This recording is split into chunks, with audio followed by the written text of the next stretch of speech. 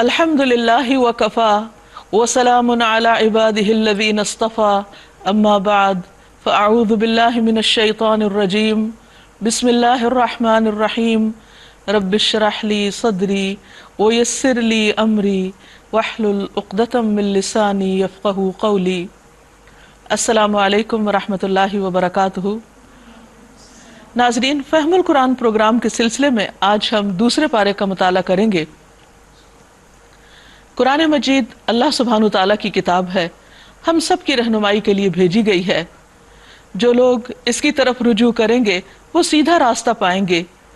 अल्लाह ताला से दुआ है कि वो हमें अपनी तरफ जाने का सही रास्ता अता फरमाए और हम कुरान मजीद को उसी तरह समझें जैसे इसके समझने का हक है, इसको इसी तरह पढ़ें जैसे इसको पढ़ने का हक है, हक़्क़ तिलावती ही। पहले पारे में हमने पढ़ा कि बनी इसराइल ने जब अल्लाह सुब्हानहू तआला की नाफरमानी की और अपने उस अहद को पूरा नहीं किया जो उन्होंने अल्लाह ताला के साथ किया था, तो अल्लाह ताला ने उनसे दीनी इमामत लेकर बनी इस्माइल में नबी अकरम सल्लल्लाहु अलैहि वसल्लम की तरफ मुंतकिल कर दी। नबी सल्लल्लाहु अलैहि वसल्लम ने मक्का में अपनी दावत का आगाज किया। 13 साल के बाद जब मक्का वालों ने आपको बहुत तंग किया तो अल्लाह के हुक्म से आपने मदीना की तरफ हिजरत की। मदीना आने के बाद आपने तकरीबन 16-17 माह बैतुल मक़दिस की तरफ मुंह करके नमाजें अदा की।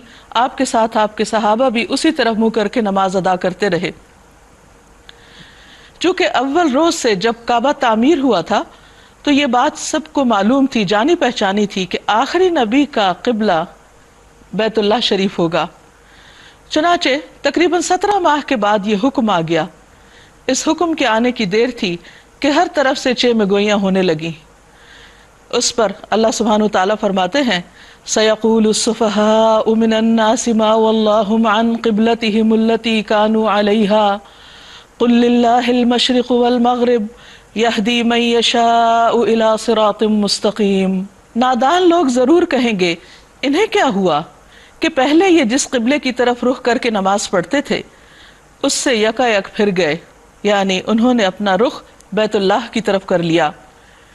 ए नबी सल्लल्लाहु अलैहि वसल्लम, इनसे कहिए मशरिक और मगरिब सब अल्लाह के हैं। अल्लाह जिसे चाहता है सीधी राह दिखा देता है, यानी असल मुक़द्दस समत वही है जिसे अल्लाह सुब्हानहू तआला मुक़द्दस करार दे, हाँ वो बैतुल मक़दिस हो या खाना काबा हो। असल बात अल्लाह ताला का हुक्म है। अल्लाह के हुक्म ही से आप सल्लल्लाहु अलैहि वसल्लम बैतुल मक़दिस की तरफ मुँह कर रहे थे, जो हज़रत सुलेमान अलैहिस्सलाम के ज़माने से मुसलमानों का क़िबला चला आ रहा था। और अब अल्लाह ही के हुक्म से खाना काबा की तरफ आपने रुख फरमाया। इस पर किसी को भी एतराज़ की गुंजाइश नहीं होनी चाहिए। क़िबला या काबा दरअसल मुसलमानों को मुनज़्ज़म करने के लिए है, वो इबादत के लिए नहीं। यानी वो असल में मजहर इबादत है, इबादत का एक सिंबल है कि उसकी तरफ रुख किया जाता है, उसको नहीं पूजा जाता, उसकी इबादत नहीं की जाती। इसलिए किसी को इस पर एतराज़ होना नहीं चाहिए था। लेकिन अल्लाह सुब्हानहू तआला ने नबी सल्लल्लाहु अलैहि वसल्लम को और आपके साथियों को तसल्ली दी कि एतराज़ करने वाले खुद दरअसल नादान हैं, ना समझ हैं, इसलिए वो ऐसी बातें कर रहे हैं। असल बात तो ये है कि मशरिक़ व मग़रिब सब अल्लाह का है। और इसी तरह तो हमने तुम्हें एक उम्मत वसत बनाया है, यानी उम्मत मोहम्मद सल्लल्लाहु अलैहि वसल्लम को। और वसत का माना यहाँ बेहतरीन उम्मत, मोतदिल उम्मत। क्यों ये एजाज क्यों बख्शा? लितकूनू शुहदा अलन्नास, ताकि तुम दुनिया के लोगों पर गवाह हो, उनके सामने हक का पैगाम रखो। वयकून रसूल अलैकुम शहीदा, और रसूल तुम पर गवाह हो। वमा जअलनल क़िबलतल्लती कुन्त अलैहा इल्ला लिनअलम मन यत्तबिउर रसूल मिम्मन यनक़लिबु अला अक़िबैहि। पहले जिस तरफ तुम रुख करते थे उसको तो हमने सिर्फ ये देखने के लिए क़िबला मुकर्रर किया था, यानी बैतुल मक़दिस को, कि कौन रसूल की पैरवी करता है। यानी उसमें मुसलमानों का एक इम्तिहान था कि मक्का से आने के बाद खाना काबा को छोड़कर वो बैतुल मक़दिस की तरफ रुख कर रहे थे, और कौन उल्टा फिर जाता है, यानी कौन प्रॉफिट की, नबी सल्लल्लाहु अलैहि वसल्लम की पैरवी नहीं करता और अपनी मर्जी करता है। ये मामला था तो बड़ा सख्त, مگر ان لوگوں کے لیے کچھ بھی نہیں سخت تھا جو اللہ کی ہدایت سے فیض یاب تھے۔ اس پر کچھ لوگوں کو یہ خیال بھی آیا اور ان کے دل میں یہ وسوسے بھی ڈالے گئے کہ کہیں ایسا نہ ہو کہ جو لوگ بیت المقدس کی طرف منہ کر کے نماز پڑھتے رہے اور وہ اب دنیا میں بھی نہیں رہے، یا جو رہے بھی ان کی نمازیں شاید قبول نہ ہوئی ہوں، کیونکہ اب آخری قبلہ خانہ کعبہ کو مقرر کیا جا رہا ہے۔ تو اس پر اللہ تعالیٰ فرماتے ہیں وَمَا كَانَ اللَّهُ لِيُضِيعَ إِيمَانَكُمْ، اللہ تعالیٰ ایسا نہیں کہ تمہارے ایمان کو ضائع کر دے۔ یہاں ایمان سے مراد نماز ہے، اس سے نماز کی اہمیت کا بھی پتہ چلتا ہے۔ اللہ تعالیٰ نے یہاں صلاۃ کا لفظ استعمال نہیں کیا بلکہ ایمان کا کیا، کیونکہ جو شخص نماز ادا نہیں کرتا اس کا دراصل ایمان کمزور ہوتا ہے، وہ اس کے ایمان کے لیے خطرناک ہوتا ہے۔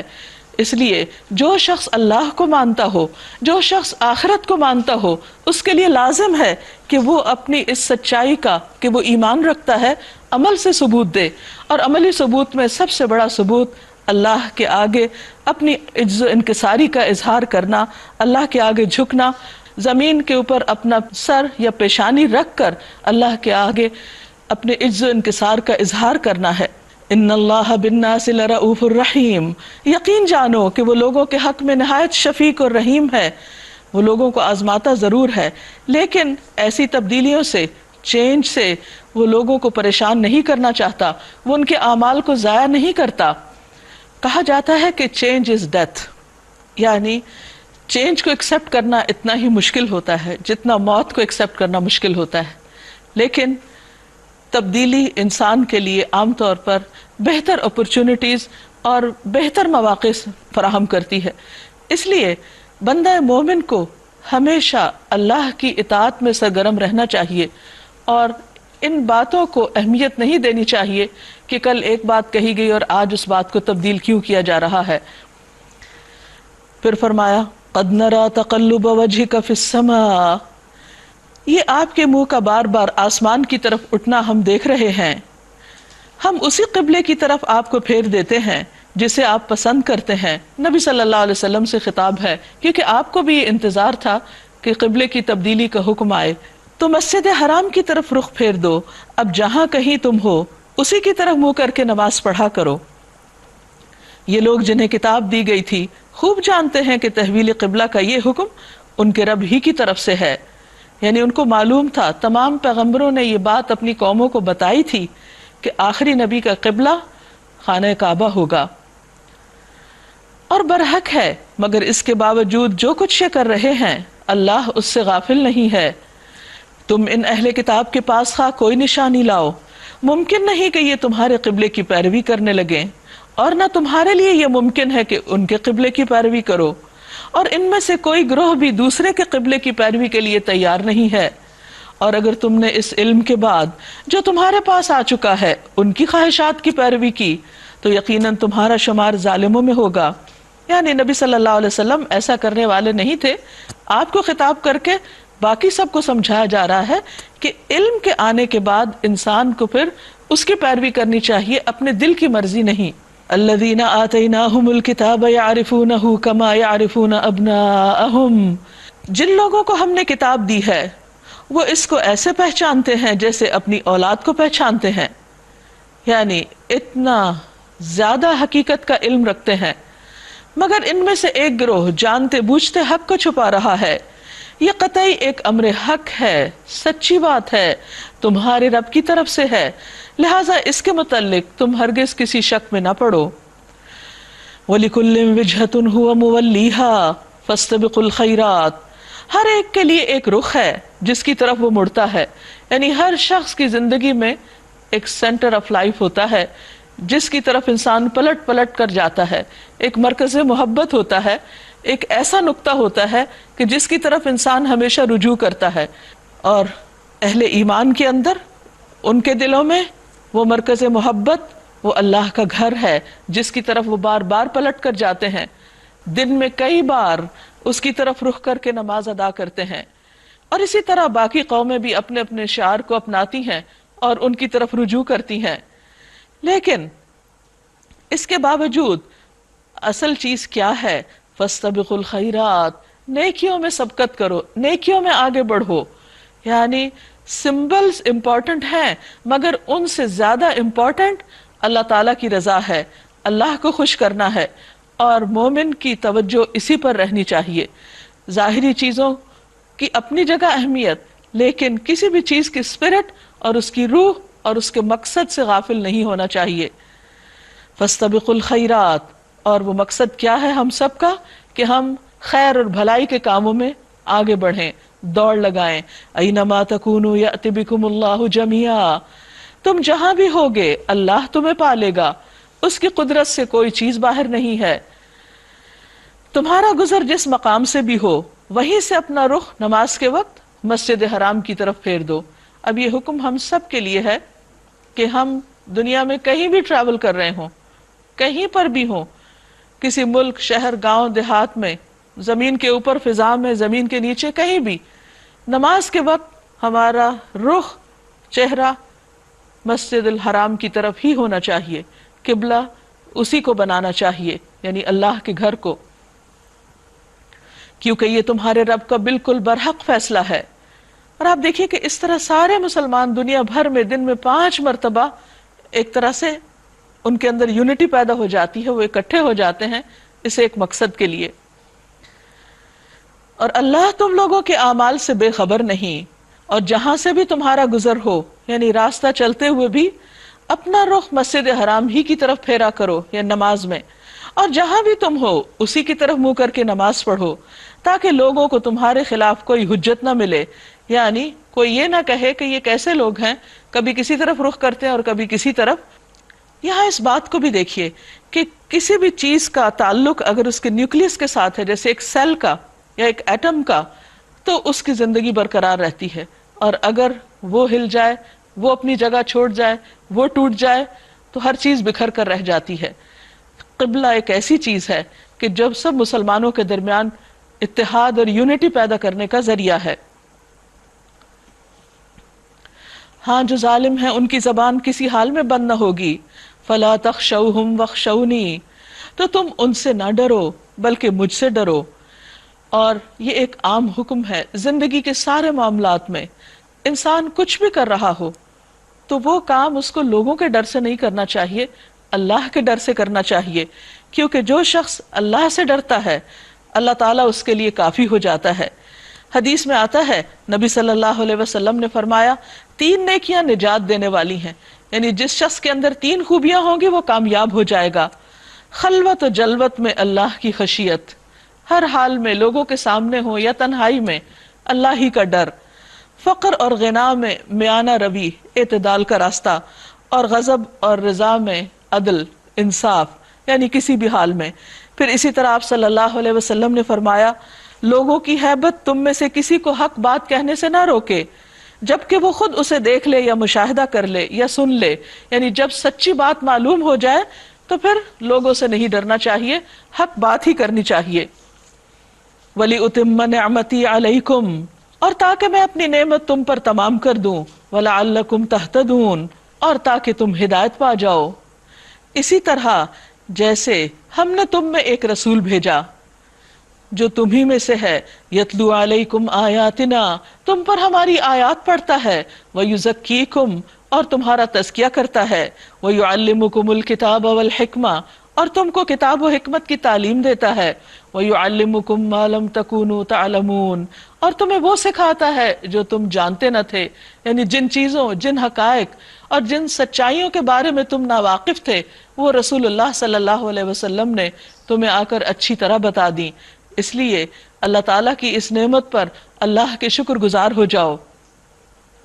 فَاذْكُرُونِي أَذْكُرْكُمْ وَاشْكُرُوا لِي وَلَا تَكْفُرُونَ، بس تم مجھے یاد کرو میں تمہیں یاد رکھوں گا، اور تم میرا شکر ادا کرتے رہو اور میری ناشکری نہ کرو۔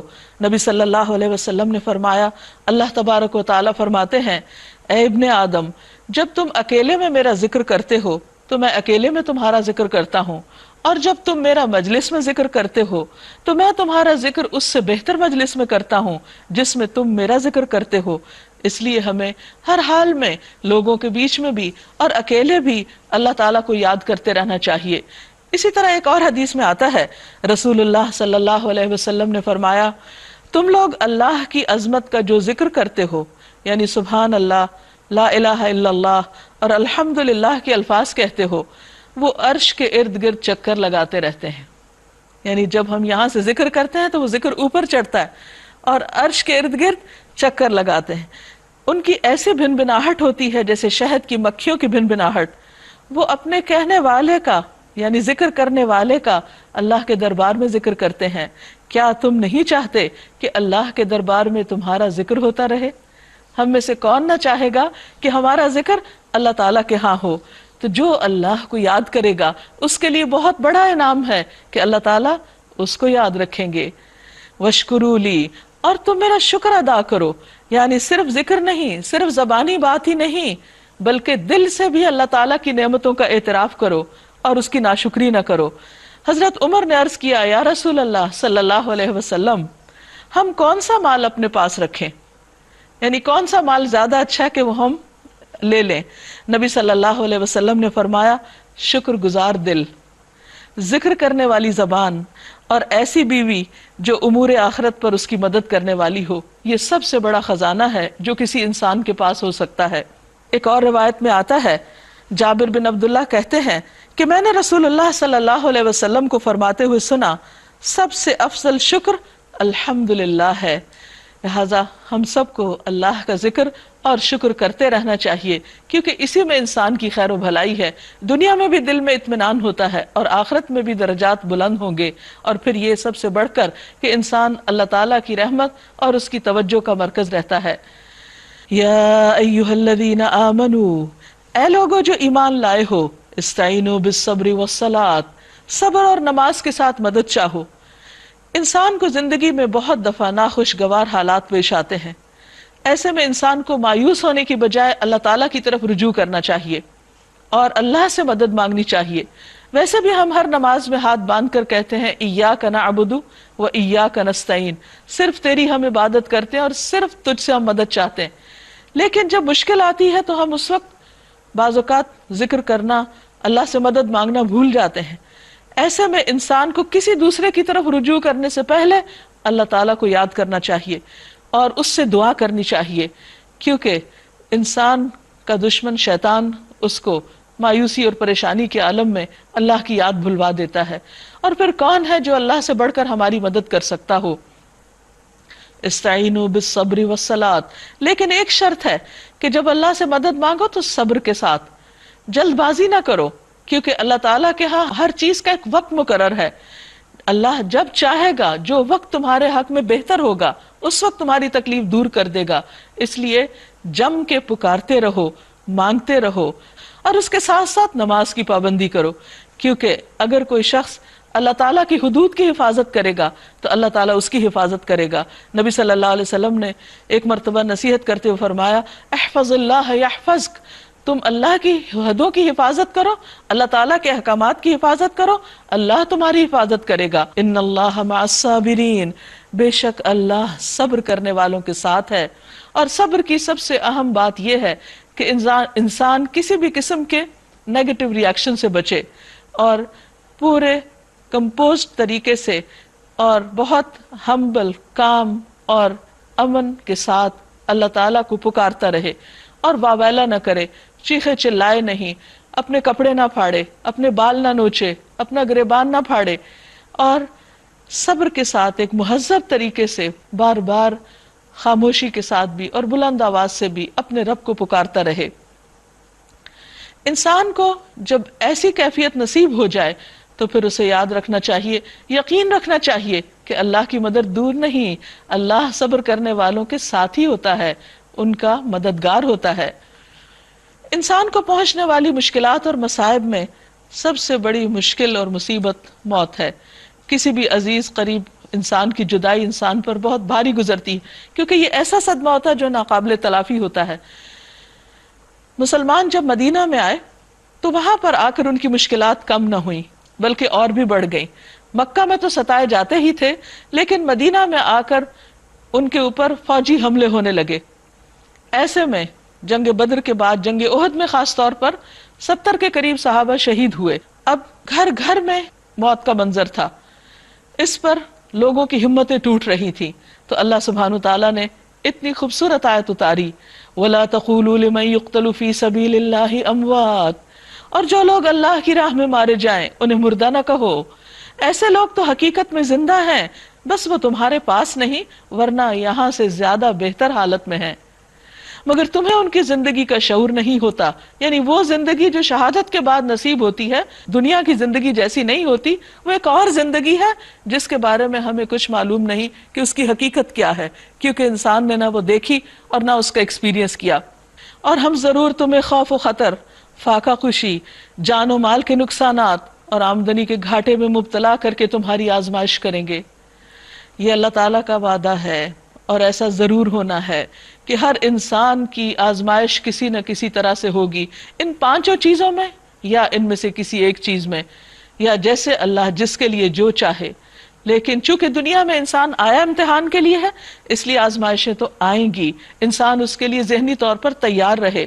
وَلَنَبْلُوَنَّكُمْ بِشَيْءٍ مِّنَ الْخَوْفِ، اور البتہ ضرور بات ضرور آزمائیں گے ہم تم کو خوف کے ساتھ۔ خوف کسی بھی چیز کا ہو سکتا ہے، خواہ وہ کاکروچ کا ہو، چھپکلی کا ہو، اندھیرے کا ہو یا کسی اور چیز کا، لیکن انسان کا بارہا واسطہ خوف کے ساتھ رہتا ہے۔ والجوع، بھوک، ونقص من الاموال، مال کی کمی، کبھی جاب چلی جاتی، کبھی بزنس ڈاؤن ہو جاتا ہے، والانفس، جانوں کی کمی، کوئی دنیا سے چلا جاتا ہے عزیز قریب رشتہ دار، والثمرات، اور پھل جس میں انسان کی اولاد بھی ہو سکتی ہے، وبشر الصابرین، اور خوشخبری دے دو صبر کرنے والوں کو۔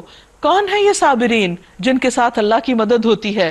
الذین اذا اصابتہم مصیبت، جب ان پر کوئی مصیبت آتی ہے، کوئی تکلیف آتی ہے، دکھ آتا ہے، قالوا، وہ پکار اٹھتے ہیں، انا للہ و انا الیہ راجعون، بے شک ہم اللہ کے لیے ہیں اور اسی کی طرف لوٹ کر جانے والے ہیں۔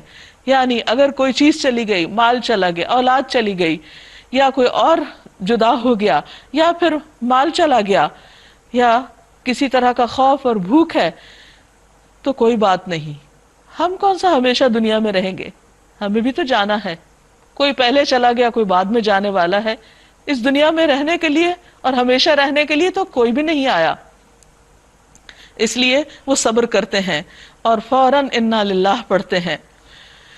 ایسے لوگوں کے لیے کیا خوشخبری ہے، اولئک علیہم صلوات من ربہم، ان پر ان کے رب کی طرف سے بڑی عنایات ہوں گی، ورحمہ، اور رحمت ہوگی، واولئک ھم المہتدون، اور یہی لوگ ہدایت یافتہ ہیں، سیدھے راستے پر ہیں۔ ان الصفا والمروۃ من شعائر اللہ، یقیناً صفا اور مروہ اللہ کی نشانیوں میں سے ہیں۔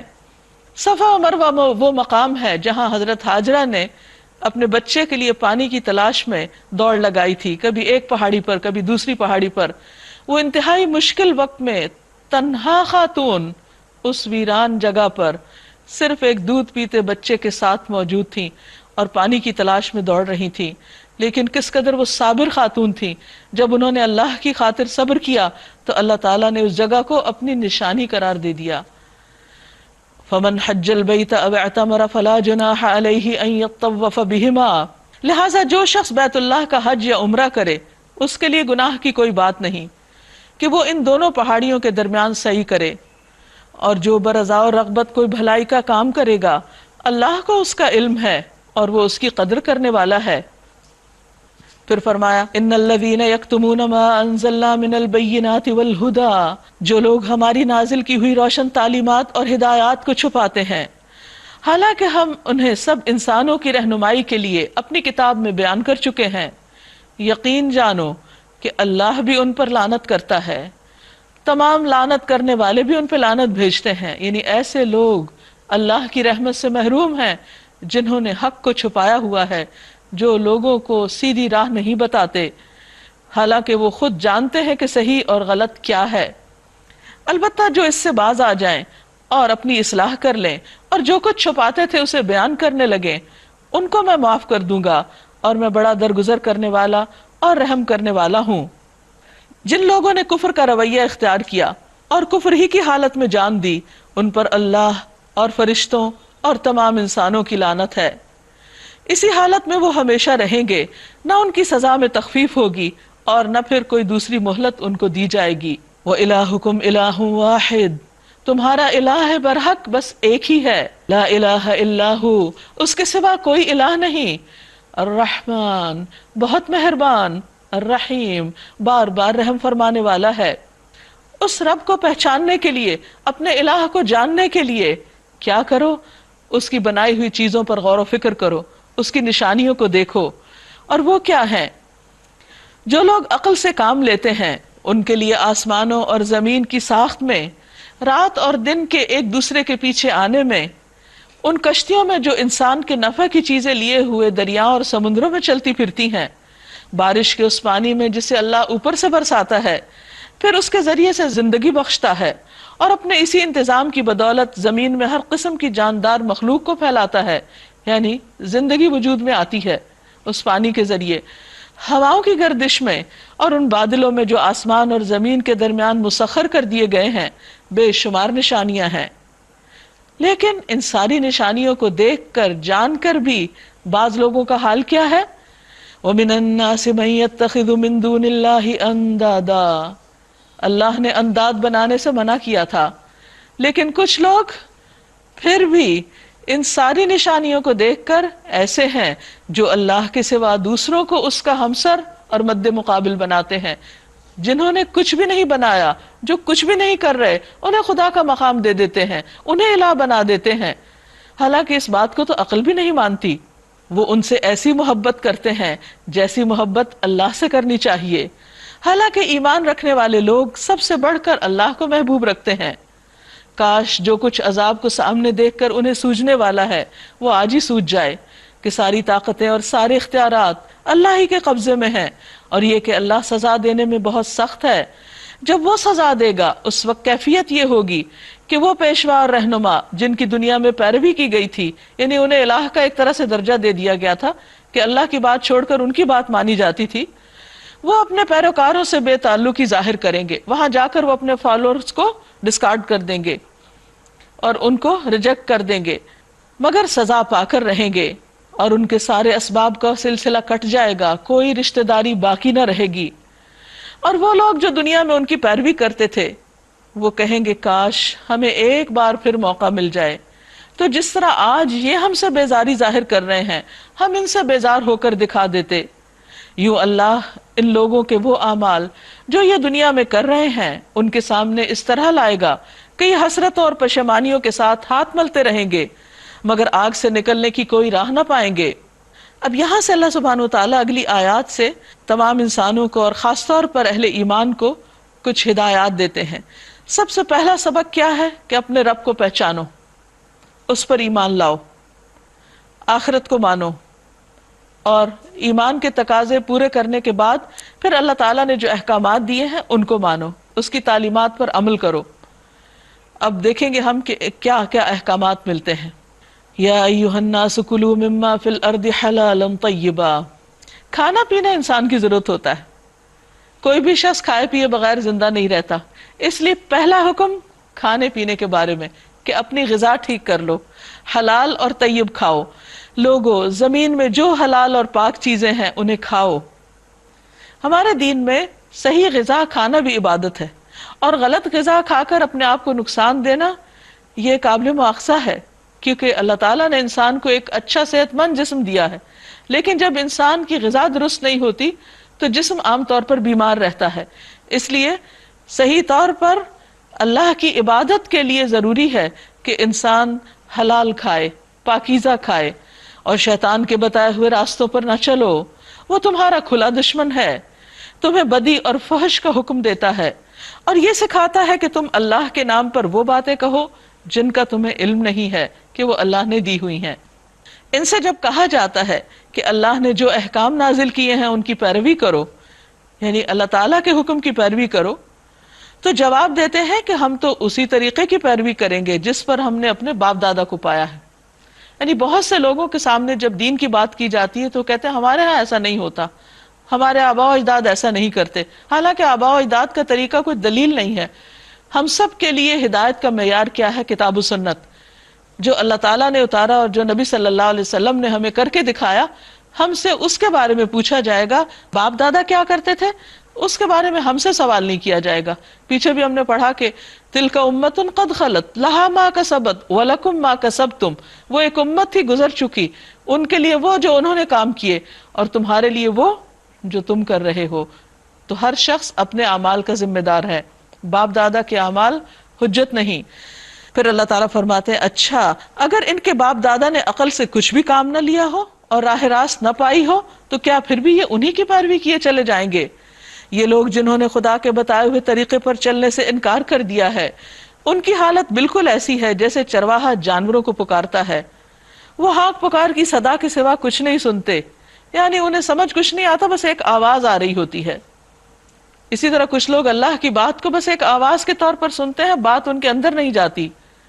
صم بکم عمی فہم لا یعقلون، یہ بہرے ہیں، گنگے ہیں، اندھے ہیں، اس لیے کوئی بات ان کی سمجھ میں نہیں آتی. یا ایھا الذین آمنوا، اے لوگو جو ایمان لائے ہو، اگر تم حقیقت میں اللہ ہی کی بندگی کرنے والے ہو تو جو پاک چیزیں ہم نے تمہیں بخشی ہیں انہیں بے تکلف کھاؤ اور اللہ کا شکر ادا کرو. یعنی اللہ تعالیٰ انسان کی بنیادی ضروریات کو پورا کرنے سے منع نہیں کرتا، کھانے پینے سے نہیں روکتا، لیکن پھر طیبات کی بات ہوئی، پاکیزہ چیزوں کی، حلال رزق کی. حضرت جابر فرماتے ہیں کہ رسول اللہ صلی اللہ علیہ وسلم نے فرمایا رزق حاصل ہونے میں تاخیر کی وجہ سے مایوس نہ ہو، کیونکہ مرتے دم تک بندے کے نصیب کا جو رزق ہے اس تک پہنچ کر رہے گا. اس لیے میانہ روی کے ساتھ رزق کی تلاش میں رہو، حلال روزی حاصل کرو اور حرام چھوڑ دو. یہ ہمارے دین کا پہلا مطالبہ ہے ہم سے. اور جب کھا پی لو واشکروا للہ، تو اللہ کا شکر ادا کرو جس نے تمہیں یہ نعمت دی ہے. اور یہ سب کیا ہے؟ اس کی عبادت کا حصہ. ان کنتم ایاہ تعبدون، اگر تم اسی کی عبادت کرتے ہو جو ہم ہر روز کہتے ہیں دن میں کئی بار، ایاک نعبد و ایاک نستعین، اگر واقعی اس کی عبادت کرتے ہو تو پھر کھاؤ پیو اور شکر ادا کرو، یہ سراسر عبادت ہے. انما حرم علیکم المیتہ، کیا نہیں کھانا؟ اب وہ بتا دیا گیا. بے شک اس نے تم پر حرام کیا مردار اور خون اور خنزیر کا گوشت، اور جس پر اللہ کے سوا کسی اور کا نام پکارا جائے وہ بھی مردار اور خون خنزیر کی طرح حرام ہو جاتا ہے، غیر اللہ کے نام کی نظر و نیاز. ہاں جو شخص مجبوری کی حالت میں ہو وہ ان میں سے کوئی چیز کھا لے بغیر اس کے کہ وہ قانون شکنی کا ارادہ رکھتا ہو یا حد سے تجاوز کرے تو اس پر کچھ گناہ نہیں، اللہ بخشنے والا اور رحم کرنے والا ہے. حق یہ ہے کہ جو لوگ ان احکام کو چھپاتے ہیں جو اللہ نے اپنی کتاب میں نازل کیے ہیں اور تھوڑے سے دنیاوی فائدوں پر انہیں بھیٹ چڑھاتے ہیں، وہ دراصل اپنے پیٹ آگ سے بھر رہے ہیں.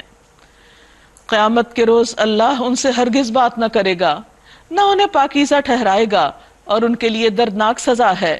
یہ وہ لوگ ہیں جنہوں نے ہدایت کے بدلے گمراہی خریدی اور مغفرت کے بدلے عذاب مول لیا. کیسا عجیب ہے ان کا حوصلہ کہ جہنم کا عذاب برداشت کرنے کے لیے تیار ہیں. یہ سب کچھ اس وجہ سے ہوا کہ اللہ نے تو ٹھیک ٹھیک حق کے مطابق کتاب نازل کی تھی، مگر جن لوگوں نے کتاب میں اختلافات نکالے وہ اپنے جھگڑوں میں حق سے بہت دور نکل گئے ہیں. نیکی یہ نہیں کہ تم نے اپنے چہرے مشرق کی طرف کر لیے یا مغرب کی طرف کر لیے، بلکہ نیکی یہ ہے کہ آدمی اللہ کو اور یوم آخر اور ملائکہ کو اور اللہ کی نازل کی ہوئی کتاب اور اس کے پیغمبر کو دل سے مانے. لیس البر ان تولوا وجوہکم قبل المشرق والمغرب ولکن البر من آمن باللہ والیوم الآخر والملائکۃ والکتاب والنبیین وآتى المال على حبه ذوی القربى والیتامى والمساکین وابن السبیل. نیکی کیا ہے کہ اللہ کی محبت میں اپنا دل پسند مال رشتہ داروں اور یتیموں، مسکینوں اور مسافروں پر، مدد کے لیے ہاتھ پھیلانے والوں پر اور غلاموں کی رہائی پر خرچ کرے. یعنی انسان اللہ کے راستے میں مال خرچ کرنے والا ہو، کسی پر احسان نہیں جتائے بلکہ اللہ کی محبت میں یہ کام کرے، نماز قائم کرے اور زکوٰۃ دے. اور نیک لوگ وہ ہیں جب عہد کریں تو اسے وفا کریں، تنگی اور مصیبت کے وقت میں اور جنگ میں صبر کریں. یہی سچے لوگ ہیں اور یہی متقی ہیں. اے لوگو جو ایمان لائے ہو، تمہارے لیے قتل کے مقدموں میں قصاص کا حکم لکھ دیا گیا ہے. قصاص کہتے ہیں خون کے بدلے کو.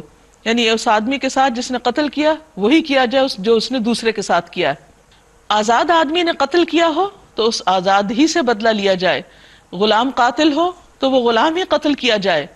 عورت اس جرم کی مرتکب ہو تو اس عورت ہی سے قصاص لیا جائے. ہاں اگر کسی قاتل کے ساتھ اس کا بھائی کچھ نرمی کرنے کے لیے تیار ہو تو معروف طریقے کے مطابق خون بہا کا تصفیہ ہونا چاہیے. اور قاتل کو لازم ہے کہ راستی کے ساتھ خون بہا ادا کر دے. یہ تمہارے رب کی طرف سے تخفیف اور رحمت ہے. اس پر بھی جو زیادتی کرے اس کے لیے دردناک سزا ہے. عقل رکھنے والو تمہارے لیے قصاص میں زندگی ہے. امید ہے کہ تم اس کی خلاف ورزی سے پرہیز کرو گے. قصاص میں زندگی، ہاں جب کوئی شخص کسی کی جان لے، اگر بدلے میں اس کی جان لے لی جائے تو دوسروں کو سخت عبرت ہوگی.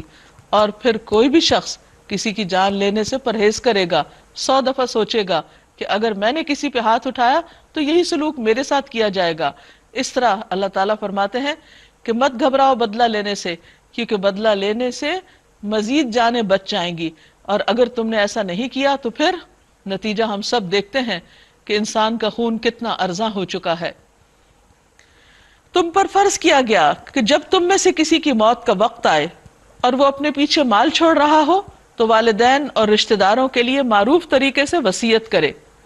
وصیت ایک ایسا حق ہے کہ جو لوگ قانونی وارث نہ ہوں تو اللہ سبحانہ وتعالیٰ نے ان کو وصیت کے ذریعے حق دلوایا ہے ان کی ضروریات پوری کرنے کے لیے. اور وصیت صرف 1/3 میں ہو سکتی ہے، اور وصیت وارثوں کے لیے نہیں ہوا کرتی. یہ ان لوگوں کے لیے جو وارثوں کے علاوہ ہوتے ہیں. یہ حق ہے متقی لوگوں پر. پھر جنہوں نے وصیت سنی اور بعد میں اسے بدل ڈالا تو اس کا گناہ ان بدلنے والوں پر ہوگا. یعنی وصیت کے مطابق ہی فیصلے ہونے چاہیے، اپنی مرضی سے اس کو تبدیل نہیں کیا جا سکتا. اللہ سب کچھ سنتا اور جانتا ہے. البتہ جس کو یہ اندیشہ ہو کہ وصیت کرنے والے نے نادانستہ یا قصداً حق تلفی کی ہے اور پھر معاملے سے تعلق رکھنے والوں کے درمیان وہ اصلاح کرے تو اس پر کچھ گناہ نہیں. یعنی وصیت کرنے والا اگر کوئی غلطی کر رہا ہے تو اس سے روکا جا سکتا ہے. ان اللہ غفور الرحیم، بے شک اللہ غفور الرحیم ہے. یا ایہا الذین آمنوا کتب علیکم الصیام کما کتب علی الذین من قبلکم لعلکم تتقون. اے لوگو جو ایمان لائے ہو، تم پر روزے فرض کر دیے گئے ہیں جس طرح تم سے پہلے انبیاء کے پیروکاروں پر فرض کیے گئے. اس سے توقع ہے کہ تمہارے اندر تقوی پیدا ہوگا. یعنی روزے کی عبادت کا مقصد لوگوں کو بھوکا پیاسا رکھنا نہیں ہے. اس کا مقصد یہ ہے کہ ان کے اندر اس بھوک پیاس کی وجہ سے سیلف ریئلائزیشن ہو، ان کے اندر خود احتسابی کا ایک جذبہ پیدا ہو، ان کے اندر تقوی کی کیفیت پیدا ہو. اور جس کے اندر تقوی، خدا خوفی آ جائے، وہ بہت سے گناہوں سے بچ جاتا ہے. ایام معدودات، گنتی کے چند دن ہیں، گنتے گنتے گزر جاتے ہیں. اگر تم میں سے کوئی بیمار ہو یا سفر پر ہو تو دوسرے دنوں میں اتنی ہی تعداد پوری کر لے. اور جو لوگ روزہ رکھنے کی قدرت رکھتے ہوں پھر نہ رکھیں تو وہ فدیہ دیں. یہ شروع میں حکم تھا، بعد میں منسوخ کر دیا گیا. ایک روزے کا فدیہ ایک مسکین کو کھانا کھلانا ہے، اور جو اپنی خوشی سے کچھ زیادہ بھلائی کرے تو یہ اسی کے لیے بہتر ہے. لیکن اگر تم سمجھو تو تمہارے حق میں اچھا یہی ہے کہ روزہ رکھو. یعنی چھوٹی موٹی بات پر روزہ چھوڑنا نہیں چاہیے، کیونکہ ایک دن کا روزہ جو انسان اللہ کی خاطر رکھتا ہے، اللہ کے راستے میں رکھتا ہے، وہ انسان کو جہنم سے 70 سال دور کر دیتا ہے. شہر رمضان الذی انزل فیہ القرآن، رمضان وہ مہینہ ہے جس میں قرآن اتارا گیا. ھدی للناس، سارے انسانوں کی ہدایت کے لیے، صرف مسلمانوں کے لیے نہیں. وبینات من الہدی والفرقان، اور اس میں روشن نشانیاں ہیں ہدایت کی، اور حق و باطل کا فرق کرنے والی ہے یہ کتاب. تو جو کوئی تم میں سے اس مہینے کو پائے اسے چاہیے کہ روزہ رکھے، مگر جو مریض ہو یا مسافر ہو تو وہ دوسرے دنوں سے گنتی پوری کر لے. اللہ تمہارے لیے آسانی چاہتا ہے اور وہ تمہارے لیے تنگی نہیں چاہتا. یعنی سفر کی حالت میں روزہ یا بیماری کی حالت میں روزہ تکلیف کا باعث ہو سکتا ہے، تو اللہ تعالیٰ نے سہولت دے دی، رخصت دے دی. یہی اس دین کی خوبصورتی ہے. اور تاکہ تم گنتی پوری کرو، یعنی جتنے دن روزہ چھوڑو بعد میں پورا رکھو. اور تاکہ تم اللہ کی بڑائی بیان کرو اس پر جو اس نے ہدایت تم کو عطا کی، اور تاکہ تم شکر گزار بن جاؤ، کیونکہ انسان کو جب ہدایت ملتی ہے اور انسان کو اللہ تعالیٰ کی طرف سے رخصتیں ملتی ہیں تو انسان کے اندر ایک خاص قسم کی کیفیت پیدا ہوتی ہے جس میں اللہ کی بڑائی کا احساس بھی ہوتا ہے اور دوسری طرف شکر گزاری بھی ہوتی ہے، کیونکہ انسان جہاں اللہ تعالیٰ کے احکامات پر عمل کرنے کو انجوائے کرتا ہے وہاں اس کی رخصت پر بھی خوش ہوتا ہے۔ وَإِذَا سَأَلَكَ عِبَادِي عَنِّي فَإِنِّي قَرِيبٌ، اور میرے بندے اگر تم سے میرے بارے میں پوچھیں تو ان کو بتا دو کہ بے شک میں قریب ہوں، اللہ اپنے بندے کے بہت قریب ہے۔ قرآن مجید میں آتا ہے نحن اقرب الیہ من حبل الورید، ہم شہ رگ سے بھی زیادہ اس کے قریب ہیں۔ اجیب دعوت الداعی اذا دعان، میں جواب دیتا ہوں پکارنے والے کی پکار کا جب بھی وہ مجھے پکارتا ہے۔ انسان جہاں بھی اپنے رب کو پکارتا ہے رب اس کی پکار سنتا ہے، چاہے دل ہی دل میں پکارے، چپ کے پکارے، آہستہ آہستہ سرگوشیاں کرے کہ کسی دوسرے شخص کو کچھ معلوم نہ ہو کہ بندہ اپنے رب سے کیا فریادیں کر رہا ہے، رب اس کی اس حالت کو جانتا ہے۔ رسول اللہ صلی اللہ علیہ وسلم نے فرمایا اللہ کے نزدیک دعا سے زیادہ کوئی چیز معزز نہیں، اور رسول اللہ صلی اللہ علیہ وسلم نے فرمایا اللہ تعالیٰ سے دعا کیا کرو اس حال میں کہ تمہیں اس کی قبولیت کا یقین ہو، جان لو کہ اللہ غافل دل کی دعا نہیں قبول کرتا۔ اور آپ صلی اللہ علیہ وسلم نے فرمایا لوگوں میں سے عاجز وہ ہے جو دعا کرنے میں عاجز ہے، لیکن جو شخص یہ چاہتا ہے کہ اس کی دعا قبول کی جائے تو وہ کیا کرے، فَلْيَسْتَجِيبُوا لِي، انہیں چاہیے کہ وہ بھی میری بات مانے، یعنی اللہ کی اطاعت کرے، فرما برداری کے کام کرے، وَلْيُؤْمِنُوا بِي، اور چاہیے کہ مجھ پر ایمان لائیں، لَعَلَّهُمْ يَرْشُدُونَ، شاید کہ وہ راہ راست پالیں۔ أُحِلَّ لَكُمْ لَيْلَةَ الصِّيَامِ الرَّفَثُ إِلَىٰ نِسَائِكُمْ، روزے کی حالت میں دن میں تو بیوی کے پاس جانے کی اجازت نہیں، لیکن فرمایا تمہارے لیے روزوں کے زمانے میں راتوں کو اپنی بیویوں کے پاس جانا حلال کر دیا گیا ہے، وہ تمہارے لیے لباس ہیں اور تم ان کے لیے لباس ہو، وہ تمہارا ستر تم ان کا ستر، تم ان کے عیب مت کھولو وہ تمہارے عیب نہ کھولیں، تم ان کی عزت وہ تمہاری عزت، تم ان کے لیے کمفرٹ کا ذریعہ وہ تمہارے لیے کمفرٹ کا ذریعہ، دونوں کو ایک دوسرے کے لیے لباس قرار دیا گیا۔ جس طرح لباس اور جسم ساتھ ساتھ ہوتا ہے ایسے ہی شوہر اور بیوی کا تعلق ہونا چاہیے کہ ان کے درمیان کوئی اجنبیت نہ ہو، ان کے درمیان کوئی ایسی فیلنگ نہ ہو کہ جس میں ایک دوسرے کے ساتھ نفرت پائی جاتی ہو، بلکہ دونوں ایک دوسرے سے بہترین انڈرسٹینڈنگ رکھنے والے ہوں۔ یہ لباس کہہ کر اللہ سبحانہ تعالیٰ نے اس رشتے کو بہت ہی خوبصورت انداز میں بیان کر دیا۔ اب یہ انسان کا کام ہے کہ وہ غور کرتا رہے کہ لباس سے انسان کو کیسے کیسے فائدے حاصل ہوتے ہیں، لیکن دونوں ایک دوسرے کے رازدار ہیں، وہ ان رازوں کو کھولے نہیں، وہ ایک دوسرے کو رسوا نہ کریں، وہ ایک دوسرے کے لیے کیئرنگ ہوں، لونگ ہوں۔ علم اللہ انکم کنتم تختانون انفسکم، اللہ کو معلوم ہو گیا کہ تم لوگ چپ کے اپنے آپ سے خیانت کر رہے تھے، یعنی جب تک واضح حکم نہیں تھا تو لوگ شک کے ساتھ یہ تعلق قائم کرتے تھے، مگر اس نے تمہارا قصور معاف کر دیا اور تم سے درگزر فرمایا۔ اب تم اپنی بیویوں کے ساتھ شب باشی کرو اور جو لطف اللہ نے تمہارے لیے حلال کر دیا، جائز کر دیا، اسے حاصل کرو۔ نیز راتوں کو کھاؤ پیو، یعنی روزہ دن کا ہوتا ہے رات کا نہیں، یہاں تک کہ سیاہی شب کی دھاری سے سفید صبح کی دھاری تمہیں نمایاں نظر آ جائے، تب یہ سب کام چھوڑ کر رات تک اپنا روزہ پورا کرو، یعنی کھانا پینا اور بیویوں سے تعلق۔ وَلَا تُبَاشِرُوهُنَّ وَأَنْتُمْ عَاقِفُونَ فِي الْمَسَاجِدِ، اور جب تم مسجدوں میں اعتکاف کی حالت میں ہو تو بیویوں سے مباشرت نہ کرو، یہ اللہ کی باندھی ہوئی حدیں ہیں، ان کے قریب نہ پھٹکنا۔ اس طرح اللہ اپنے احکام لوگوں کے لیے بصراحت بیان کرتا ہے تاکہ وہ بچ جائیں۔ وَلَا تَأْكُلُوا أَمْوَالَكُمْ بَيْنَكُمْ بِالْبَاطِلِ، اور تم لوگ نہ تو آپس میں ایک دوسرے کے مال ناروا طریقے سے کھاؤ اور نہ حاکموں کے آگے ان کو اس غرض کے لیے پیش کرو، یعنی رشوت دے کر کہ تمہیں دوسروں کے مال کا کوئی حصہ ظالمانہ طریقے سے کھانے کا موقع مل جائے، یعنی اس طریقے سے فیصلوں کو مت بدلواؤ عدالتوں میں کہ تم غاصبانہ طور پر اوروں کی پراپرٹیز پر قبضہ کر پاؤ۔ جب انسان روزہ رکھتا ہے تو اللہ کے حکم سے حلال چھوڑ دیتا ہے تو اس کے لیے اجازت نہیں کہ پھر وہ حرام رزق کی طرف بڑھے، یا حرام طریقے سے، غلط طریقے سے، باطل طریقے سے دوسروں کا مال ہتھیائے۔ یسألونک عن الأہلہ، لوگ تم سے چاند کے بارے میں پوچھتے ہیں کہ یہ کیا ہے، کبھی گھٹتا ہے کبھی بڑھتا ہے۔ قدیم زمانے سے لوگوں کے اندر چاند کے بارے میں کچھ توہمات وغیرہ پائے جاتے تھے، تو اسلام نے آ کر اس کو واضح کر دیا۔ کہو یہ لوگوں کے لیے تاریخوں کی تعین اور حج کی علامتیں ہیں، یہ تو ایک عالمی کیلنڈر ہے۔ نیز ان سے کہو یہ کوئی نیکی کا کام نہیں کہ تم اپنے گھروں میں پیچھے کی طرف سے داخل ہوتے ہو۔ اہل عرب کی جاہلیت کے دور کی ایک رسم کا خاتمہ کیا گیا کہ اگر وہ حج کے لیے گھر سے نکل جاتے تو پھر واپس اگر کسی کام سے آنا ہوتا تو دروازے سے نہیں آتے تھے، پچھلی طرف سے دیوار پھلانگ کے آتے۔ تو فرمایا کہ یہ کوئی نیکی کا کام نہیں۔ وَلَكِنَّ الْبِرَّ مَنِ اتَّقَى، لیکن نیکی تو اس کی ہے جو تقوی اختیار کرے، جو اللہ سے ڈرتا ہو۔ وَأْتُوا الْبُيُوتَ مِنْ أَبْوَابِهَا، اور گھروں کو ان کے دروازوں سے آؤ، یعنی کسی بھی کام کو کرنے کے لیے رائٹ اپروچ، اچھا کام، اچھا طریقہ۔ اچھا کام اگر غلط طریقے سے کیا جائے تو وہ اچھا نہیں رہتا، اس لیے گھر میں آنا انسان کی ضرورت ہے، اس کے لیے اپنے آپ کو مشقت میں نہ ڈالو۔ دین کی روح یہ نہیں کہ انسان اس قسم کے طریقوں سے خود کو مصیبت میں ڈالے۔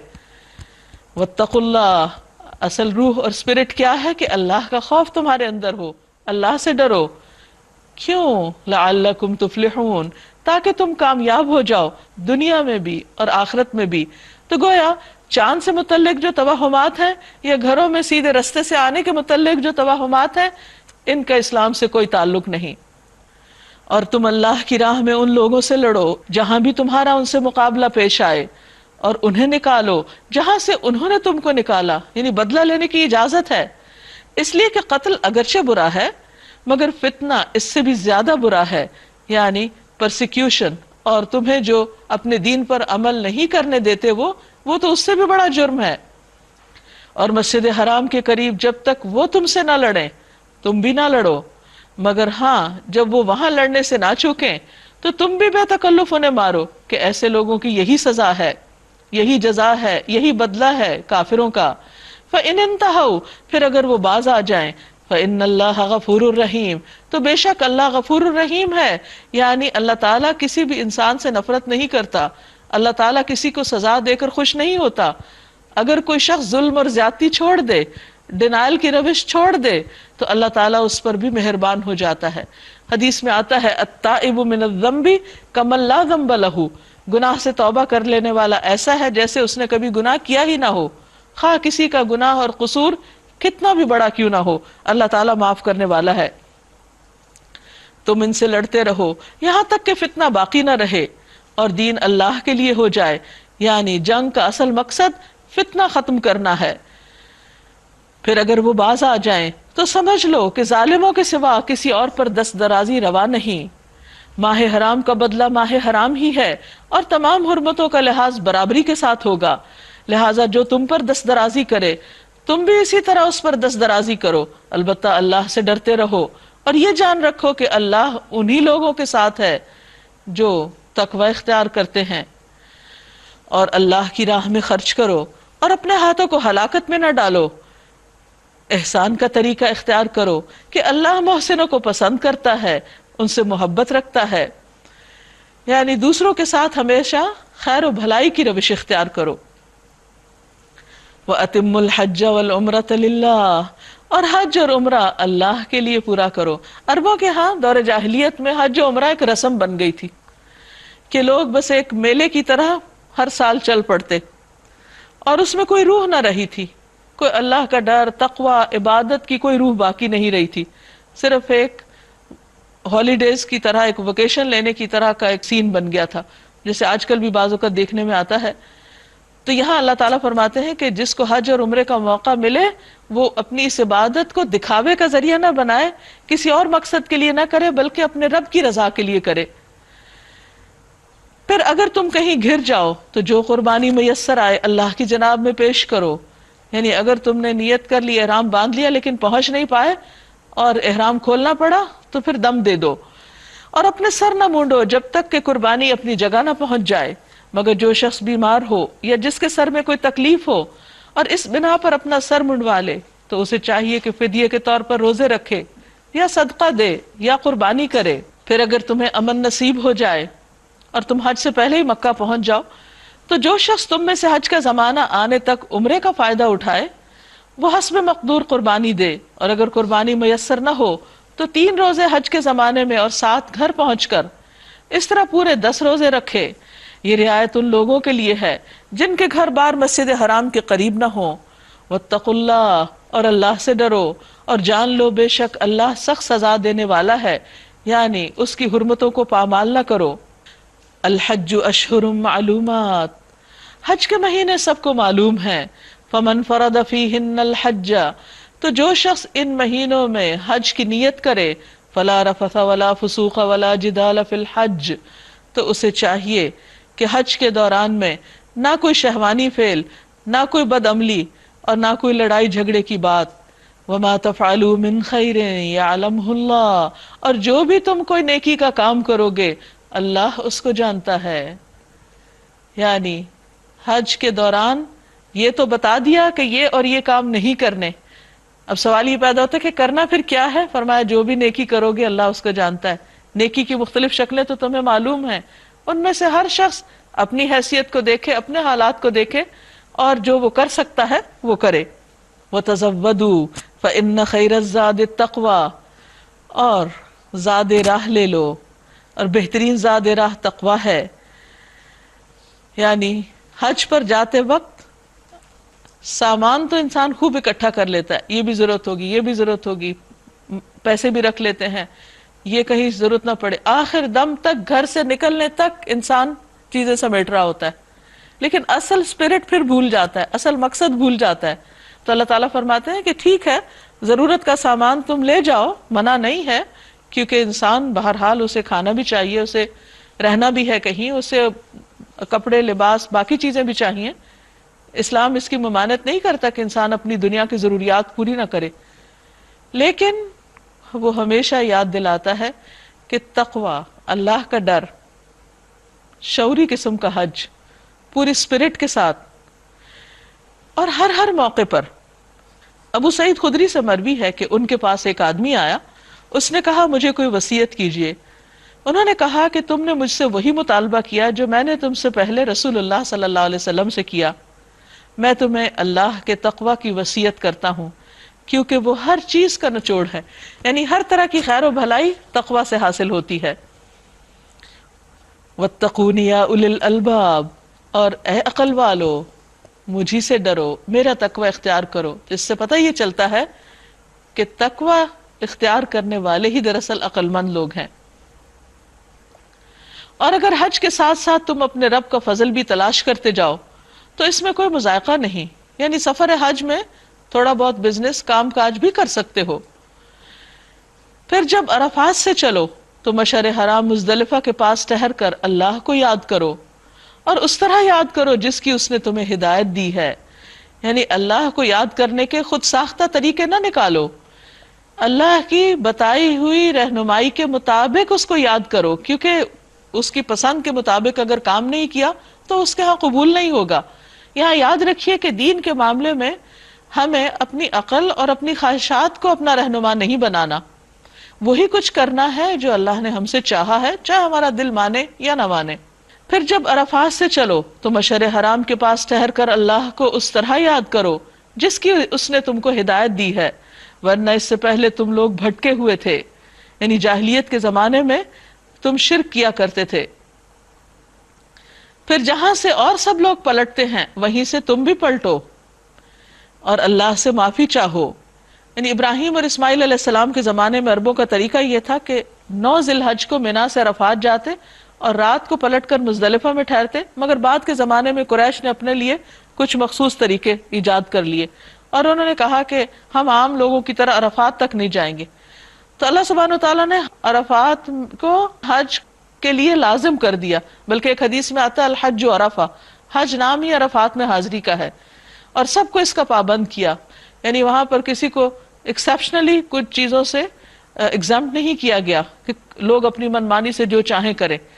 حج ایک ریچول بھی ہے اور اس کے سارے طور طریقے اسی طرح ادا کرنے کی ضرورت ہے جیسے کہا گیا ہے، تبھی فرض ادا ہوتا ہے۔ فَإِذَا قَضَيْتُم مَّنَاسِكَكُمْ، اور جب تم حج کے ارکان ادا کر چکو، فَاذْكُرُوا اللَّهَ كَذِكْرِكُمْ آبَاءَكُمْ أَوْ أَشَدَّ ذِكْرًا، تو پھر جس طرح تم پہلے اپنے باپ دادا کو یاد کرتے تھے اس طرح اب اللہ کا ذکر کرو، بلکہ اس سے بھی زیادہ، کیونکہ اللہ تعالیٰ اس کا زیادہ حقدار ہے کہ اسے سب سے بڑھ کر یاد کیا جائے۔ فَمِنَ النَّاسِ مَن يَقُولُ رَبَّنَا آتِنَا فِي الدُّنْيَا وَمَا لَهُ فِي الْآخِرَةِ مِنْ خَلَاقٍ، بس لوگوں میں سے کوئی ایسا بھی ہے جو کہتا ہے اے ہمارے رب ہمیں دنیا میں بھلائی عطا کر دے، ہمیں دنیا دے دے۔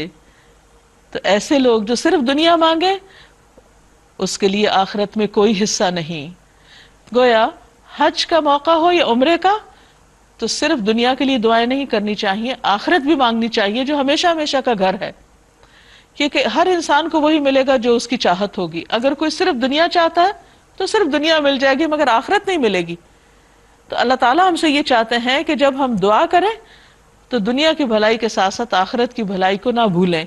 وَمِنْهُمْ مَن يَقُولُ رَبَّنَا آتِنَا فِي الدُّنْيَا حَسَنَةً وَفِي الْآخِرَةِ حَسَنَةً وَقِنَا عَذَابَ النَّارِ، اور ان میں سے کوئی ایسا ہے جو یہ کہتا ہے اے ہمارے رب ہمیں دنیا میں بھی بھلائی دے دے اور آخرت میں بھی بھلائی، اور آگ کے عذاب سے ہمیں بچا، کیونکہ جو آگ سے بچا لیا گیا وہی دراصل کامیاب ہوا۔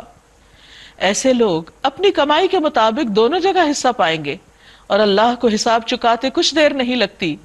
یہ گنتی کے چند روز ہیں جو تمہیں اللہ کی یاد میں بسر کرنے چاہیے، پھر جو کوئی جلدی کر کے 2 ہی دن میں واپس ہو گیا تو کوئی حرج نہیں، اور جو کچھ زیادہ دیر ٹھہر کر پلٹا تو بھی کوئی حرج نہیں۔ یہاں اشارہ ہے ایام تشریق کی طرف کہ جس میں انسان منا میں وقت گزارتا ہے، کہ 2 دن گزارو یا 3 دن کوئی بات نہیں، اصل بات کیا ہے کہ تم اللہ سے ڈرو۔ وَمَن تَأَخَّرَ فَلَا إِثْمَ عَلَيْهِ لِمَنِ اتَّقَى، جس کے دل میں اللہ کا ڈر ہے، جو اللہ کے لیے وہاں رک رہا ہے تو اس کے لیے کچھ مشکل نہیں، اس پر کوئی گناہ نہیں۔ وَاتَّقُوا اللَّهَ، اور اللہ سے ڈرو۔ وَاعْلَمُوا أَنَّكُمْ إِلَيْهِ تُحْشَرُونَ، اور جان رکھو کہ تم اسی کی طرف اکٹھے کیے جاؤ گے۔ آپ میں سے کسی نے حج کر رکھا ہو تو آپ اچھی طرح جانتے ہیں کہ جس دن کنکریاں ماری جاتی ہیں، یہ منا کا جو قیام ہوتا ہے وہ ایک حشر کا منظر پیش کرتا ہے۔ سخت دھوپ ہوتی ہے اور لوگوں کا ایک ہجوم ہوتا ہے اور ہر شخص جلدی میں بھی ہوتا ہے۔ تو یہاں پر اللہ تعالیٰ موقع کی مناسبت سے ہمیں آخرت کی یاد دلاتے ہیں کہ جان لو تم اسی کی طرف اکٹھے کیے جاؤ گے جیسے آج اس کی خاطر یہاں اکٹھے ہو۔ وَمِنَ النَّاسِ مَن يُعْجِبُكَ قَوْلُهُ فِي الْحَيَاةِ الدُّنْيَا، انسانوں میں کوئی تو ایسا ہے جس کی باتیں دنیا کی زندگی میں تمہیں بہت بھلی معلوم ہوتی ہیں۔ وَيُشْهِدُ اللَّهَ عَلَى مَا فِي قَلْبِهِ، اور وہ اپنی نیک نیتی پر بار بار خدا کو گواہ ٹھہراتا ہے، قسمیں کھاتا ہے۔ وَهُوَ أَلَدُّ الْخِصَامِ، اور وہ سخت جھگڑالو ہوتا ہے، حالانکہ اس کا طرز عمل بالکل برعکس ہے۔ اس کا طریقہ کیا ہے؟ وَإِذَا تَوَلَّى سَعَى فِي الْأَرْضِ، اور جب وہ منہ موڑ کر جاتا ہے تو زمین میں فساد پھیلاتا ہے اور کھیتی اور نسل کو ہلاک کرتا ہے۔ یعنی کچھ لوگ کہتے کچھ ہیں کرتے کچھ ہیں۔ یہ بالکل وہی ہے جو سورت کے شروع میں آیا تھا کہ منافقین کی علامت بتائی گئی تھی کہ جب ان سے کہا جاتا ہے کہ زمین میں فساد نہ کرو تو وہ کہتے ہیں ہم تو اصلاح کر رہے ہیں۔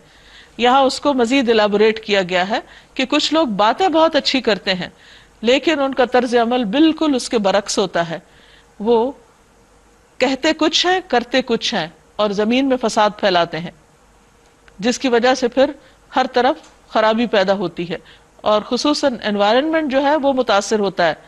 وَيُهْلِكَ الْحَرْثَ وَالنَّسْلَ وَاللَّهُ لَا يُحِبُّ الْفَسَادَ، اور اللہ کو فساد بالکل پسند نہیں۔ وَإِذَا قِيلَ لَهُ اتَّقِ اللَّهَ، اور جب اس سے کہا جاتا ہے کہ اللہ سے ڈرو، أَخَذَتْهُ الْعِزَّةُ بِالْإِثْمِ، تو اس کو عزت گناہ پر ابھارتی ہے، تو اپنے وقار کا خیال اس کو گناہ پر جما دیتا ہے۔ ایسے شخص کے لیے تو جہنم ہی کافی ہے اور وہ بہت برا ٹھکانہ ہے۔ رسول اللہ صلی اللہ علیہ وسلم نے فرمایا اللہ تعالیٰ کو انا پسند نہیں۔ رسول اللہ صلی اللہ علیہ وسلم نے فرمایا اللہ تعالیٰ کو سب سے زیادہ ناپسندیدہ بات یہ لگتی ہے کہ ایک آدمی دوسرے سے کہے کہ اللہ سے ڈرو اور وہ آگے سے جواب دے تم اپنی فکر کرو۔ اس کے برعکس ایک دوسرا گروہ بھی ہے انسانوں کا، وَمِنَ النَّاسِ مَن يَشْرِي نَفْسَهُ ابْتِغَاءَ مَرْضَاتِ اللَّهِ، اور لوگوں میں سے کوئی ایسا بھی ہے جو اپنے نفس کو اللہ کی رضا کی خاطر بیچ ڈالتا ہے، یعنی وہ اپنی جان کی بھی پرواہ نہیں کرتا، ہر قیمت پر اللہ کو راضی کرنا چاہتا ہے۔ واللہ رؤوف بالعباد، اور اللہ بندوں پر شفقت کرنے والا ہے، اللہ بندوں کے ساتھ مہربان ہے، وہ جانتا ہے کہ کس کے اندر کتنی ہمت ہے، کون کیا کر سکتا ہے۔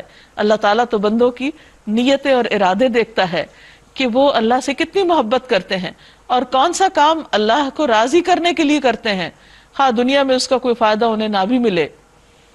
یا ایھا الذین آمنوا ادخلوا فی السلم کافہ، اے لوگو جو ایمان لائے ہو، اسلام میں پورے کے پورے داخل ہو جاؤ، پورے کے پورے آ جاؤ، یعنی اپنی مرضی سے پک اینڈ چوز نہ کرو کہ کوئی چیز تو دین کی لے لی اور کوئی چیز بالکل دین کے اپوزٹ اختیار کر لی، یعنی اپنی شخصیت کو، اپنی پرسنالٹی کو اور اپنے اعمال کو اور اپنی زندگی کو تضادات کا مجموعہ مت بناؤ، بلکہ ایک طرف ہو جاؤ۔ جو شخص دو کشتیوں میں پاؤں رکھے گا وہ ضرور ہلاک ہوگا۔ جو شخص کسی عمارت کے اندر جاتے ہوئے دروازے میں کھڑا رہے گا، ایک قدم باہر اور ایک اندر، وہ نہ باہر کا ہوگا نہ اندر کا ہوگا۔ اسی طرح دین کے معاملے میں بھی انسان کو ایک روش اختیار کرنی چاہیے اور پوری نیت اور ارادے اور جذبے کے ساتھ ہر کام کو اللہ کے لیے خالص کرتے ہوئے اللہ کی خوشی کو سب سے زیادہ مقدم رکھنا چاہیے اور اللہ کے ڈر کو سب سے اوپر رکھنا چاہیے، بندوں سے نہیں ڈرنا چاہیے۔ وَلَا تَتَّبِعُوا خُطُوَاتِ الشَّيْطَانِ، اور شیطان کے قدموں کی پیروی نہ کرو، إِنَّهُ لَكُمْ عَدُوٌّ مُبِينٌ، بے شک وہ تمہارا کھلا کھلا دشمن ہے۔ فَإِن زَلَلْتُم مِّن بَعْدِ مَا جَاءَتْكُمُ الْبَيِّنَاتُ، پھر اگر تم ڈگمگا گئے اس کے بعد کہ تمہارے پاس کھلی کھلی نشانیاں آ گئیں، تم متزلزل ہو گئے، تم شک میں پڑ گئے، حق پر تم نے استقامت اختیار نہ کی، فَاعْلَمُوا أَنَّ اللَّهَ عَزِيزٌ حَكِيمٌ، تو خوب جان لو کہ اللہ زبردست ہے، حکمت والا ہے۔ ان ساری نصیحت اور ہدایتوں کے بعد بھی اگر لوگ سیدھے نہ ہوں تو فرمایا کیا وہ اب اس بات کے منتظر ہیں کہ اللہ بادلوں کا چتر لگائے، فرشتوں کے پرے ساتھ لیے ہوئے خود سامنے موجود ہو اور فیصلہ ہی کر ڈالا جائے؟ یعنی پھر انسان اور کس بات کے انتظار میں ہے سوائے اس کے کہ پھر قیامت برپا ہو جائے۔ آخرکار سارے معاملات پیش تو اللہ ہی کے حضور ہونے والے ہیں۔ سل بنی اسرائیل، بنی اسرائیل سے پوچھ لیجئے۔ یہاں سوال یہ پیدا ہوتا ہے کہ بنی اسرائیل سے پوچھنے کے لیے کیوں کہا گیا؟ کیونکہ وہ اس وقت لوگوں کے سامنے ایک عبرت کے نمونے کے طور پر موجود تھے۔ ان کے پاس اللہ تعالیٰ کی کتنی نعمتیں تھیں، ان کی طرف پیغمبر بھیجے، ان میں سے بادشاہ اٹھائے، ان کو دنیا کی عزتیں عطا کی، لیکن اس کے باوجود انہوں نے ان ساری نعمتوں کی قدردانی نہ کی۔ فرمایا کہ ان سے پوچھ لو کہیں تم بھی ویسا ہی نہ کرنا۔ انہوں نے جب اللہ کا حکم نہیں مانا تو ان سے امامت لے لی گئی۔ ان سے پوچھو کہ جو اللہ کی نعمت کو بدل دیتا ہے پھر اس کا کیا حشر ہوتا ہے، یعنی جو اللہ کی نعمتوں کی قدردانی نہیں کرتا تو پھر اللہ کی پکڑ سے دور نہیں ہوتا۔ زُيِّنَ لِلَّذِينَ كَفَرُوا الْحَيَاةُ الدُّنْيَا، جن لوگوں نے کفر کی راہ اختیار کی ان کے لیے دنیا کی زندگی بڑی محبوب اور دل پسند بنا دی گئی، یعنی ان کے لیے ساری توجہ کا مرکز، ساری محبتوں کا مرکز بس دنیا ہو جاتی ہے۔ ایسے لوگ ایمان کی راہ اختیار کرنے والوں کا مذاق اڑاتے ہیں، کیونکہ وہ دنیا میں ترقی کر رہے ہوتے ہیں تو وہ سمجھتے ہیں کہ جو دین میں آ کر حلال حرام کی پرواہ کرتا ہے یا غلط اور صحیح کی وجہ سے اپنے نقصان کر لیتا ہے وہ بے وقوف ہے، تو لوگ اس کا مذاق اڑانے لگتے ہیں۔ مگر قیامت کے دن پرہیزگار لوگ ہی ان کے مقابلے میں بلند مقام پر ہوں گے۔ رہا دنیا کا رزق تو اللہ کو اختیار ہے، جسے چاہے بے حساب دے، یعنی ایسا نہیں کہ زیادہ رزق حرام کے راستے سے ہی حاصل ہو سکتا ہے، حلال کے ذریعے بھی حاصل ہو سکتا ہے، کیونکہ رزق تو اللہ کی تقسیم ہے۔ ابتدا میں سب لوگ ایک ہی طریقے پر تھے، پھر یہ حالت باقی نہ رہی اور اختلافات رونما ہوئے، تب اللہ نے نبی بھیجے جو راست روی پر بشارت دینے والے اور کج روی کے نتائج سے ڈرانے والے تھے، اور ان کے ساتھ کتاب برحق نازل کی تاکہ حق کے بارے میں لوگوں کے درمیان جو اختلافات ہوئے ہیں ان کا فیصلہ کرے۔ اور ان اختلافات کے رونما ہونے کی وجہ یہ نہ تھی کہ ابتدا میں لوگوں کو حق کے بارے میں بتایا نہیں گیا تھا، نہیں، اختلاف تو ان لوگوں نے کیا جنہیں حق کا علم دیا جا چکا تھا۔ یعنی بعض اوقات اختلاف اس وقت ہوتا ہے جب انسان کو کوئی مس انڈرسٹینڈنگ ہوتی ہے، کسی بات کا علم نہیں ہوتا، لیکن بعض اوقات اختلافات اس وقت بھی ہوتے ہیں جب لوگوں کے پاس علم ہوتا ہے۔ تو جہالت کی وجہ سے اختلاف تو قابل معافی ہو سکتا ہے، لیکن علم کے بعد اختلاف وہ ضد اور ہٹ دھرمی کی بنا پر ہوتا ہے، تو اس کے بارے میں یہاں بات کی جا رہی ہے۔ انہوں نے روشن ہدایات پا لینے کے بعد محض اس لیے حق کو چھوڑ کر مختلف طریقے نکالے کہ وہ آپس میں زیادتی کرنا چاہتے تھے، ایک دوسرے کے اوپر چڑھائی کرنا چاہتے تھے۔ پس جو لوگ انبیاء پر ایمان لے آئے انہیں اللہ نے اپنے اذن سے اس حق کا راستہ دکھا دیا جس میں لوگوں نے اختلاف کیا تھا۔ اللہ جسے چاہتا ہے راہ راست دکھا دیتا ہے۔ ام حسبتم ان تدخلوا الجنہ، کیا تم سمجھتے ہو کہ یوں ہی جنت میں چلے جاؤ گے؟ جنت میں داخلہ اتنا آسان ہے، فری ہے کہ کچھ بھی نہ کرو اور وہاں پہنچ جاؤ؟ حالانکہ ابھی تم پر وہ سب کچھ نہیں گزرا جو تم سے پہلے ایمان لانے والوں پر گزر چکا ہے۔ کیا ان پر سختیاں گزری، مصیبتیں آئیں، ہلا مارے گئے، حتیٰ کہ وقت کا رسول اور اس کے ساتھی اہل ایمان چیخ اٹھے کہ اللہ کی مدد کب آئے گی؟ اس وقت انہیں تسلی دی گئی کہ ہاں اللہ کی مدد قریب ہے، الا ان نصر اللہ قریب۔ لوگ پوچھتے ہیں کہ ہم کیا خرچ کریں؟ جواب دو کہ جو مال بھی تم خرچ کرو اپنے والدین پر، رشتہ داروں پر، یتیموں پر، مسکینوں پر اور مسافروں پر خرچ کرو، اور جو بھلائی بھی تم کرو گے اللہ اس سے باخبر ہوگا۔ عام طور پر انسان جب مال کماتا ہے تو وہ سمجھتا ہے کہ بس اس کے مال میں اس کے بیوی بچوں کا حق ہے یا قریبی رشتہ داروں کا حق ہے، اور ان پر خرچ کر کے خوش بھی ہوتا ہے، اور اس کے بارے میں اس کو کسی سے پوچھنا بھی نہیں ہوتا، کیونکہ اولاد کی، گھر والوں کی، رشتہ داروں کی، بہن بھائیوں کی، والدین کی محبت اس کے اندر ہوتی ہے، لہٰذا ان کو خوش کرنا چاہتا ہے تو اپنا مال ان پہ خرچ کرتا ہے۔ لیکن یہاں پر اللہ تعالیٰ نے والدین، رشتہ داروں کے علاوہ یتیموں، مسکینوں اور مسافروں کا حق بھی بتایا، اور پھر اس کے علاوہ جو بھلائی بھی تم کرو گے تو اللہ اس کو خوب جانتا ہے۔ یعنی بہت لمبی لسٹ نہیں دی گئی، بہت سی چیزیں انسان کی عقل اور سمجھ اور شعور پر بھی چھوڑ دی گئیں۔ پھر فرمایا تمہیں جنگ کا حکم دیا گیا اور وہ تمہیں ناگوار ہے، ہو سکتا ہے کہ ایک چیز تمہیں ناگوار ہو اور وہی تمہارے لیے بہتر ہو۔ وَعَسَىٰ أَن تَكْرَهُوا شَيْئًا وَهُوَ خَيْرٌ لَكُمْ وَعَسَىٰ أَن تُحِبُّوا شَيْئًا وَهُوَ شَرٌّ لَكُمْ، اور ہو سکتا ہے کہ ایک چیز تمہیں پسند ہو اور وہی تمہارے لیے بری ہو، اللہ جانتا ہے تم نہیں جانتے۔ یہ زندگی کا ایک بڑا ہی خوبصورت قاعدہ ہے۔ بہت دفعہ ایسا ہوتا ہے کہ ہم کسی چیز کے پیچھے جان دے رہے ہوتے ہیں، وہ چیز ہماری محبت کا مرکز ہوتی، ہم سمجھتے ہیں اس کے بغیر ہم جی ہی نہیں سکیں گے، لیکن اللہ تعالیٰ وہی چیز ہم سے لے لیتا ہے۔ بعض اوقات کوئی ایسی صورت پیش آ جاتی جو ہمیں سخت ناگوار ہوتی اور ہم سمجھتے ہیں کہ شاید ہمارے ساتھ بہت ظلم ہو گیا، تو اللہ تعالیٰ فرماتے ہیں نہیں، اللہ بندوں پہ ظلم نہیں کرتا۔ ہو سکتا ہے کہ ایک چیز، اللہ کا فیصلہ تمہیں بہت ہی ناگوار ہو، سخت ناپسند ہو، لیکن تمہارے حق میں وہی اچھا ہو، اسی میں تمہاری اصلاح ہو، اسی میں تمہاری درجات کی بلندی ہو، اور اس کے اندر ہی تمہارے لیے آسانی چھپی ہوئی ہو، کیونکہ انسان اس وقت وہ آسانی نہیں دیکھ رہا ہوتا، صرف اس معاملے کے ظاہری پہلو کے اوپر بھی جان گھلا رہا ہوتا ہے کہ میرے ساتھ ایسا کیوں ہو گیا۔ اور اسی طرح بعض اوقات انسان کسی چیز کو پسند کرتا ہے اور وہ چاہتا ہے کہ وہ اس کو مل کر رہے، لیکن اللہ تعالیٰ اس کی وہ دعا نہیں سنتا، وہ چیز اس کو نہیں ملتی۔ کیوں؟ کیونکہ اللہ تعالیٰ جانتا ہے کہ وہ چیز اس بندے کے حق میں اچھی نہیں۔ بس آپ دیکھیے کہ بعض اوقات بچے کسی کھلونے پہ بہت ضد کرتے ہیں کہ ہمیں وہی ملنا چاہیے، اور اس پر روتے چلے جاتے ہیں، بعض اوقات روٹ جاتے ہیں، بعض اوقات چیزیں توڑنے پھوڑنے لگتے ہیں، بہت بری طرح ریئیکٹ کرتے ہیں۔ لیکن ماں باپ جو سمجھدار ہوتے ہیں، جب وہ دیکھتے ہیں کوئی چیز بچے کے حق میں نقصان دہ ہے تو اس پہ فرم ہو جاتے ہیں۔ مثلاً بعض پیرنٹس جو ہیں وہ بچوں کو شروع میں تو خوشی سے لیپ ٹاپ وغیرہ لے دیتے ہیں، لیکن بعد میں وہ دیکھتے ہیں کہ بچوں کا وقت بہت ضائع ہو رہا ہے، نمبر ان کے نہیں آ رہے، تو وہ ان سے واپس لینا چاہتے ہیں، تو بچے روتے ہیں، تڑپتے ہیں کہ یہ ہمارے اوپر بہت ظلم ہو رہا ہے۔ تو ایسے میں کبھی بھی انسان کے پاس کوئی چیز آئے یا جائے تو وہ انسان کو کیا سوچنا چاہیے کہ اللہ کا فیصلہ میرے حق میں سب سے بہترین ہے۔ کیا ماں باپ بچے سے لیپ ٹاپ واپس لے کر اس پہ ظلم کر رہے ہوتے ہیں؟ حالانکہ اس میں اس کی جان ہے بچے کی، اور ماں باپ بچے سے محبت بھی کرتے ہیں، لیکن محبت میں ہی وہ اس سے وہ چیز لے رہے ہیں واپس جو انہوں نے خود دی تھی اس کو، کیونکہ اب وہ دیکھ رہے ہیں کہ وہ چیز اس کے حق میں نقصان دہ ہو رہی۔ اسی طرح بعض اوقات ہماری زندگی میں بھی کچھ چیزیں ایسی ہوتی ہیں کہ جو نقصان دہ ہوتی ہیں اور ہمیں نہیں پتا ہوتا کہ ہم کدھر کو جا رہے ہیں، تو یکا یک اللہ تعالیٰ وہ چیز ہم سے لے کے زندگی کا رخ موڑ دیتے ہیں. ہم اس وقت صرف اس پہ ہی پریشان ہوتے رہتے کہ یہ تبدیلی کیوں آئی. جیسے پارے کے شروع میں ہم نے دیکھا کہ قبلے کی تبدیلی لوگوں کے لیے بہت ان ایکسیپٹیبل تھی اور ان کا بہت بڑا ٹیسٹ ہو گیا تھا.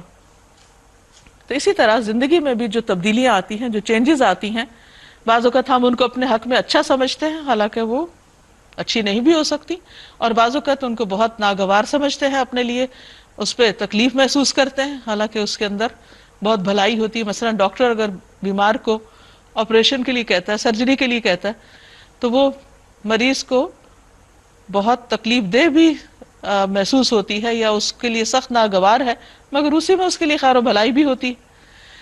تو زندگی میں انسان کو فلیکسیبل ہونا چاہیے، حالات کے مطابق ایڈجسٹمنٹ کرنا سیکھنا چاہیے، اور چھوٹی چھوٹی باتوں پر ہمت اور حوصلے کو نہیں ہار دینا چاہیے، بلکہ صبر کے ساتھ دیکھنا چاہیے. معاملے کے صرف ظاہری نہیں، اس کے اندر چھپے ہوئے پہلوؤں پر بھی غور کرنا چاہیے، کیونکہ اللہ جانتا ہے اور تم نہیں جانتے کہ تمہارے حق میں کیا اچھا ہے اور کیا نہیں. لہٰذا فیصلہ اللہ پہ چھوڑ دو اور اس کے فیصلے پہ راضی بھی ہو جاؤ. لوگ پوچھتے ہیں ماہ حرام میں لڑنا کیسا ہے؟ کہو اس میں لڑنا بہت برا ہے. حرام مہینے وہ ہیں جن میں لوگ عمرہ اور حج کرتے تھے، رجب اور پھر اس کے بعد ذی القعدہ، ذی الحج اور محرم. یہ 4 مہینے عربوں کے ہاں ان میں لڑائی منع تھی. اب ہوا ایک دفعہ یہ کہ رجب کا مہینہ شروع ہو چکا تھا اور مسلمانوں کو پتہ نہیں تھا کہ ان کے ہاتھ سے ایک شخص مارا گیا مشرکین کا. اس پر انہوں نے بہت بڑا ایک فتنہ اٹھا دیا کہ یہ اپنے آپ کو مسلمان کہتے ہیں اور پیغمبر کو ماننے والے اور بہت سی چیزوں کا دعویٰ کرتے ہیں، لیکن انہوں نے حرام مہینے کی حرمت کا پاس نہیں رکھا، حالانکہ وہ صرف ایک مس انڈرسٹینڈنگ تھی. تو اللہ تعالیٰ فرماتے ہیں آپ انہیں بتا دیجئے کہ حرام مہینے میں جنگ کرنا اچھا نہیں. قل قتال فیہ کبیر لیکن وصد عن سبیل اللہ وکفر بہ والمسجد الحرام واخراج اہلہ منہ اکبر عند اللہ. اللہ کے راستے سے لوگوں کو روکنا، اللہ سے کفر کرنا، مسجد حرام کا راستہ لوگوں پر بند کرنا اور حرم کے رہنے والوں کو وہاں سے نکالنا، یعنی مدینہ سے جو مسلمانوں کو نکال دیا گیا تھا، اللہ کے نزدیک اس سے بھی زیادہ برا ہے. تم تو ایک ایسے واقعے کو ایشو بنا رہے ہو، کبھی اپنی غلطیوں کو بھی دیکھو کہ تم نے کیسے کیسے ظلم کیے ہیں. اور ایک حقیقت ہے کہ بعض اوقات انسان دوسرے کی چھوٹی سی خامی، چھوٹی سی برائی کو لے کر اتنا اچھالتا ہے، اتنا بڑا ایشو بنا دیتا ہے کہ نان ایشو سے ایک بہت ہیوج ایک، یعنی کہ جیسے لگتا ہے لاوا پھٹ کے نکل آیا ہے. تو یہ طرز عمل درست نہیں. جو انسان اپنی خطاؤں کو یاد رکھے، اپنی غلطیوں کو یاد رکھے، اپنے قصور اور کوتاہیاں اس کی نظر میں ہو، تو وہ ایسا نہیں کر سکتا. تو اللہ تعالیٰ نے اس موقع پر مسلمانوں کی بھی اصلاح کی اور ساتھ جو اصل ظالم تھے ان کی بھی نشاندہی کی کہ اپنے قصور بھی یاد رکھو. والفتنة اکبر من القتل، اور فتنہ خون ریزی سے بھی زیادہ شدید تر ہے. یعنی فتنہ و فساد اللہ تعالیٰ کو بالکل پسند نہیں. وہ تو تم سے لڑے ہی جائیں گے حتیٰ کہ ان کا بس چلے تو تمہیں اس دین سے پھیر لے جائیں. اور یہ جان لو کہ تم میں سے جو کوئی اس دین سے پھرے گا اور کفر کی حالت میں جان دے گا، اس کے اعمال دنیا اور آخرت دونوں میں ضائع ہو جائیں گے. ایسے سب لوگ جہنمی ہیں اور ہمیشہ ہی جہنم میں رہیں گے، بخلاف اس کے جو لوگ ایمان لائے اور جنہوں نے اللہ کی راہ میں اپنا گھر بار چھوڑا اور جہاد کیا، وہ رحمت الہی کے جائز امیدوار ہیں. اللہ ان کی لغزشوں کو معاف کرنے والا اور اپنی رحمت سے انہیں نوازنے والا ہے. یسألونک عن الخمر والمیسر، پوچھتے ہیں شراب اور جوئے کا کیا حکم ہے. کہو ان دونوں چیزوں میں بڑی خرابی ہے. یہ پہلا حکم ہے شراب کے بارے میں، جس میں صرف اس کی کراہت کا اظہار کر دیا گیا اور بھی سٹیپ بائی سٹیپ اگلے 2 احکام کے ساتھ اس کو بالکل حرام کر دیا گیا. اگرچہ ان میں لوگوں کے لیے کچھ منافع بھی ہیں، ذہنی طور پہ تیار کیا جا رہا ہے کہ ٹھیک ہے تمہیں کچھ وقتی فائدے نظر آتے ہیں، مگر ان کا گناہ ان کے فائدے سے بہت زیادہ ہے. اب بعض لوگ اس بحث میں پڑ جاتے کہ کہاں لکھا ہے لفظ حرام ہے قرآن میں، شراب کے لیے حرام کا لفظ نہیں. دیکھیے یہاں پر یہ جو کہا جا رہا ہے کہ ان کا گناہ بہت بڑا ہے، تو جس چیز میں کبیرہ گناہ ہو وہ حلال کیسے ہو سکتی ہے، وہ جائز کہاں سے ہو سکتی. اور صرف وقتی فائدوں کی خاطر جو بہت ہی معمولی ہیں تم اللہ کی ناراضگی مول لوگے. وَيَسْأَلُونَكَ مَاذَا يُنْفِقُونَ، پوچھتے ہیں ہم راہ خدا میں کیا خرچ کریں۔ اب آپ دیکھیے کہ یہ سوال بڑا خوبصورت ہے، دوسری دفعہ آیا۔ یہ کون پوچھتا ہے؟ وہی جو نیکی کمانا چاہتا ہے، وہی جو اس بارے میں فکر مند ہے کہ اللہ نے جو مجھے مال دیا ہے، میں اس سے اپنی آخرت کے کون سے کام کروں، یا میرے اوپر کیا ذمہ داریاں عائد ہوتی ہیں، میرے فرائض کیا ہیں، اور ان کی تفصیل وہ جاننا چاہتا ہے۔ وَيَسْأَلُونَكَ مَاذَا يُنْفِقُونَ قُلِ الْعَفْوَ، پیچھے تو بتا دیا گیا والدین، رشتہ دار اور دیگر لوگ، لیکن یہاں پر کیا فرمایا؟ جو ضرورت سے زائد ہے خود سوچو۔ كَذَلِكَ يُبَيِّنُ اللَّهُ لَكُمُ الْآيَاتِ لَعَلَّكُمْ تَتَفَكَّرُونَ، اس طرح اللہ تمہارے لیے صاف صاف احکام بیان کرتا ہے، شاید کہ تم دنیا اور آخرت دونوں کی فکر کرو، غور و فکر کرو، یعنی خرچ کرتے وقت دیکھو کہ دنیاوی اعتبار سے کیا ٹھیک ہے اور کیا نہیں، اور اسی طرح تمہاری آخرت کے لیے کیا اچھا اور کیا نہیں۔ مومن کے فیصلے بہترین فیصلے ہوتے ہیں، کیونکہ وہ فیصلے صرف دنیا کو سامنے رکھ کے نہیں کرتا، وہ آخرت کو سامنے رکھ کے ڈیسائیڈ کرتا ہے، لین دین کے معاملے میں، خرچ کرنے کے معاملے میں، کسی کو دینے اور کسی سے روکنے کے معاملے میں، اور یہی بہترین طریقہ ہے۔ وَيَسْأَلُونَكَ عَنِ الْيَتَامَىٰ، پوچھتے ہیں یتیموں کے ساتھ کیا معاملہ کیا جائے۔ پھر آپ دیکھیے کہ یہ ایک حساس دل کا سوال ہے کہ یتیم کے ساتھ کیسا سلوک ہونا چاہیے۔ کہو جس طرز عمل میں ان کے لیے بھلائی ہو وہی اختیار کرنا بہتر ہے۔ یہاں آپ دیکھ رہے ہیں کہ نبی صلی اللہ علیہ وسلم کے ذریعے جو سوال کیے گئے، اللہ سبحانہ تعالیٰ نے ان کے کوئی پوائنٹ وائز جواب نہیں دیے، بلیک اینڈ وائٹ میں نہیں بتایا، بلکہ کچھ بتایا اور کچھ سوچنے اور غور و فکر کرنے کے لیے چھوڑ دیا، اور یہی دین کا معاملہ ہے۔ ہم بعض اوقات لوگوں سے سوال کرتے ہیں، ایک عالم سے سوال کرتے ہیں، پھر دوسرے کے پاس چلے جاتے ہیں، پھر تیسرے کے پاس، بس فتویٰ شاپنگ ہوتی رہتی ہے، کیونکہ کام کچھ کرنا نہیں ہوتا تو سوال کر کر کے بال کی کھال اتار کے اپنے آپ کو جسٹیفائی کر لیتے ہیں کہ اگر ہم کوئی کام نہیں کر رہے تو اس میں ہمارا کوئی قصور نہیں۔ لیکن ایک دوسرا طرز عمل یہ ہوتا ہے کہ سوال اس لیے کیا جاتا ہے کہ اس کے حق کو جانا جا سکے اور عمل کیا جا سکے۔ ایسا شخص کسی ایک شخص کے پاس جا کر جو صاحب علم ہو، پوچھ کر جواب دیتا ہے اور پھر اس کے بعد اپنا کام شروع کر دیتا ہے، یعنی جو اس کو جواب ملتا ہے اس کے مطابق اپنا کام کرنے لگتا ہے، اور یہی ایک صحیح طریقہ ہے، یہی ایک اچھی بات ہے، کیونکہ انسان جو عمل کرنا چاہے اس کو اللہ تعالیٰ ایک ہنٹ دے دیتا ہے اور غور و فکر کا موقع فراہم کر دیتا ہے کہ اچھا اب آگے خود سوچو۔ فرمایا کہ ان کی اصلاح بہتر ہے۔ وہ پوچھ رہے ہیں کہ ان سے کریں کیا؟ فرمایا ان کے ساتھ جو ان کے حق میں اچھا وہ کرو، اور اگر تم اپنا اور ان کا خرچ اور رہنا سہنا مشترک رکھو تو اس میں کوئی مذائقہ نہیں، آخر وہ تمہارے بھائی بند ہی تو ہیں۔ برائی کرنے والے اور بھلائی کرنے والے دونوں کا حال اللہ پر روشن ہے، اللہ کو سب پتا ہے کون کس نیت سے کیا کر رہا ہے۔ اللہ چاہتا تو اس معاملے میں تم پر سختی کرتا، مگر وہ صاحب اختیار ہونے کے ساتھ صاحب حکمت بھی ہے۔ وَلَا تَنكِحُوا الْمُشْرِكَاتِ حَتَّى يُؤْمِنْ، تم مشرک عورتوں سے ہرگز نکاح نہ کرنا جب تک کہ وہ ایمان نہ لے آئیں۔ ایک مومن لونڈی مشرک شریف زادی سے بہتر ہے، اگرچہ وہ تمہیں بہت پسند ہو، اور اپنی عورتوں کے نکاح مشرک مردوں سے کبھی نہ کرنا جب تک کہ وہ ایمان نہ لے آئیں۔ ایک مومن غلام مشرک شریف سے بہتر ہے، اگرچہ وہ تمہیں بہت پسند ہو، یعنی صرف ظاہریت پر نہیں جانا، ایمان کو دیکھنا۔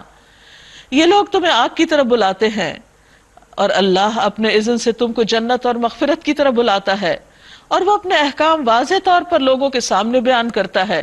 توقع ہے کہ وہ سبق لیں گے اور نصیحت قبول کریں گے۔ پوچھتے ہیں کہ حیض کا کیا حکم ہے؟ کہو وہ ایک گندگی کی حالت ہے، اس میں عورتوں سے الگ رہو اور ان کے قریب نہ جاؤ جب تک کہ وہ پاک صاف نہ ہو جائیں، پھر جب وہ پاک ہو جائیں تو ان کے پاس جاؤ جیسا کہ اللہ نے تم کو حکم دیا ہے، یعنی صحیح طریقے سے۔ اللہ ان لوگوں کو پسند کرتا ہے جو برائی سے باز رہیں اور پاکیزگی اختیار کریں، جو توبہ کریں اور پاکیزہ رہیں۔ نساؤکم حرث لکم، تمہاری عورتیں تمہاری کھیتیاں ہیں۔ بعض لوگ اس پہ بڑا ناراض ہوتے ہیں کہ عورت کو کھیتی کیوں کہا گیا، حالانکہ دوسری طرف لوگ زمین کے ایک ایک بالش پہ لڑ رہے ہوتے ہیں، جان دے رہے ہوتے ہیں۔ اللہ تعالیٰ نے عورت کو کھیتی کہہ کے اس کی قدر و قیمت کم نہیں کی، بلکہ بہت بڑھا دی ہے کہ وہ ایک بہت ویلیوبل چیز ہے، وہ تمہارے لیے بہت فائدے کی ہے، اور اس میں عورت کی ایک قدر و قیمت اس اعتبار سے ہے کہ وہ ایک پروڈکٹیو چیز ہے، وہ ایک نسلوں کو تیار کرنے والی ہے۔ اور پھر کسان اپنی کھیتی کے ساتھ کیا سلوک کرتا ہے، اس کے لیے کتنی نگہداشت کرتا ہے، کتنا کیئرنگ ہوتا ہے، اس کو کس طرح سرسبز رکھتا ہے، اس کا ہر طرح سے خیال کرتا ہے، اس کی حفاظت کرتا ہے. یہ کہہ کے شوہر کی ذمہ داری بھی ایک طرح سے انڈائریکٹلی بتا دی گئی کہ تمہیں اپنی بیوی کی کس طرح قدر کرنی ہے، اس کا کیسے خیال رکھنا ہے. فَأْتُوا حَرْثَكُمْ أَنَّا شِئْتُمْ، تم اپنی کھیتی کے پاس آؤ جہاں سے تم چاہو، یعنی جس طرح چاہو اپنی کھیتی میں جاؤ. وَقَدِّمُوا لِأَنفُسِكُمْ، مگر اپنے مستقبل کی فکر کرو.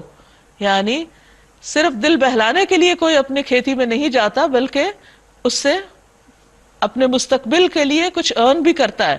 اس میں ایک طرح سے ڈائریکٹلی یہ بتایا جا رہا ہے کہ عورت صرف دل لبھانے کا ذریعہ نہیں ہے، بلکہ اللہ تعالیٰ نے اس کو جس مقصد کے لیے پیدا کیا اور ایک مخصوص جسم دیا، اس کی قدر و قیمت اس میں ہے کہ وہ اپنے ان فرائض کو نبھائے. اور مرد کو حکم دیا گیا کہ وہ اس کے لیے اس کو فیسیلیٹیٹ کرے. وَاتَّقُوا اللَّهَ وَاعْلَمُوا، اور اللہ سے ڈرو، یہاں بھی اللہ سے ڈرنے کا حکم ہے. وَاعْلَمُوا أَنَّكُمْ مُلَاقُوهُ، اور جان لو کہ تم اس سے ملاقات کرنے والے ہو. یعنی اگر اس معاملے میں کچھ گڑبڑ کی، حدود پار کی، زیادتی کی، اپنی فطرت سے ہٹ گئے، تو پھر ایک دن اللہ کے سامنے جا کر کھڑے ہو کر حساب دینا ہوگا. وَبَشِّرِ الْمُؤْمِنِينَ، اور مومنوں کو خوشخبری دے دو. وَلَا تَجْعَلُوا اللَّهَ عُرْضَةً لِأَيْمَانِكُمْ أَن تَبَرُّوا وَتَتَّقُوا وَتُصْلِحُوا بَيْنَ النَّاسِ، اللہ کے نام کو ایسی قسمیں کھانے کے لیے استعمال نہ کرو جن سے مقصود نیکی اور تقوی اور بندگان خدا کی بھلائی کے کاموں سے باز رہنا ہو. یعنی اللہ کا نام لے کے نیکی سے پیچھے مت ہٹو. اللہ تمہاری ساری باتیں سن رہا ہے اور سب کچھ جانتا ہے. جو بے معنی قسمیں تم بلا ارادہ کھا لیا کرتے ہو ان پر اللہ گرفت نہیں کرتا. یعنی ایک دم منہ سے اگر کوئی قسم نکل جاتی تو وہ قابل مواخذہ نہیں، جس کو لغو قسم کہتے ہیں. وَلَٰكِن يُؤَاخِذُكُم بِمَا كَسَبَتْ قُلُوبُكُم، لیکن وہ تمہارا مواخذہ کرے گا، تم کو پوچھے گا اس معاملے میں جو تمہارے دلوں نے ارادے کے ساتھ قسمیں کھائیں. یعنی جو سچے دل سے قسم کھاتے ہو اس پر پوچھ ہوگی. یعنی قسم کھائے انسان پورے ہوش و حواس کے ساتھ اور کوئی عہد کرے اور پھر اس کو توڑ دے اللہ کا نام لے کر، تو یہ اللہ کے نام کی بے حرمتی ہے، اس پر پکڑ ہوگی، پوچھ ہوگی. بعض اوقات ایسا ہوتا ہے کہ انسان غصے میں ہوتا ہے اور غصے میں وہ کسی ایسے کام کے لیے قسم کھا دیتا ہے کہ مثلا وہ کسی سے ملے گا نہیں، یا کسی پہ صدقہ خیرات نہیں کرے گا، یا کسی کو فائدہ نہیں پہنچائے گا. ایک تو اس سے روکا گیا، اور دوسری طرف یہ کہ بے وجہ قسمیں مت کھاؤ. اور پھر تیسری یہ کہ اگر پکی قسم کھاؤ تو اس کو نبھاؤ بھی، اللہ کے نام کی لاج رکھو. واللہ غفور حلیم، اللہ بہت درگزر کرنے والا اور بردبار ہے. اب ان قسموں میں بعض لوگ اپنی بیویوں کے ساتھ تعلق نہ رکھنے کی قسم کھا لیتے تھے، تو اس کے بارے میں فرمایا للذین یؤلون من نسائہم تربص 4 اشہر، جو لوگ اپنی عورتوں سے تعلق نہ رکھنے کی قسم کھا بیٹھتے، یعنی بعض اوقات بیوی سے ناراض ہو کر اس کو لٹکتا چھوڑ دیتے ہیں اور ان سے کوئی کسی قسم کا ریلیشن شپ نہیں رکھتے، فرمایا ان کے لیے 4 مہینے کی مہلت ہے. اگر انہوں نے رجوع کر لیا تو اللہ تعالیٰ معاف کرنے والا اور رحیم ہے، اور اگر انہوں نے طلاق ہی کی ٹھان لی ہو تو جانے رہے کہ اللہ سب کچھ سنتا اور جانتا ہے، وہ دیکھ رہا ہے کہ کس کا قصور ہے اور کون ظلم کر رہا ہے. والمطلقات یتربصن بانفسہن 3 قروء، جن عورتوں کو طلاق دے دی گئی ہو وہ 3 مرتبہ ایام ماہواری آنے تک اپنے آپ کو روکے رکھیں، یعنی عدت کا زمانہ گزاریں. اور ان کے لیے جائز نہیں کہ اللہ نے ان کے رحم میں جو کچھ خلق فرمایا ہو، یعنی پریگننسی وغیرہ، اس کو چھپانا نہیں بلکہ ظاہر کرنا ہے. اور یہ عدت کا مقصد بھی یہی ہے. انہیں ہرگز ایسا نہ کرنا چاہیے، یعنی چھپانا نہیں چاہیے، کیونکہ جس کی اولاد ہے اس کو اسی سے ہی منسوب ہونا چاہیے اگر وہ اللہ اور روز آخر پر ایمان رکھتی ہیں. ان کے شوہر اگر تعلقات درست کر لینے پر آمادہ ہوں، یعنی رجوع کرنا چاہیں، تو وہ اس عدت کے دوران میں انہیں پھر اپنی زوجیت میں واپس لینے کے حقدار ہیں. یعنی اگر ایک دفعہ طلاق دی ہے اور اس کے بعد ابھی مدت 3 مہینے کی ختم نہیں ہوئی اور بیچ میں رجوع کرنا چاہتے تو شوہر کو اللہ نے حق دیا وہ واپس لے سکتے اپنی طلاق کو.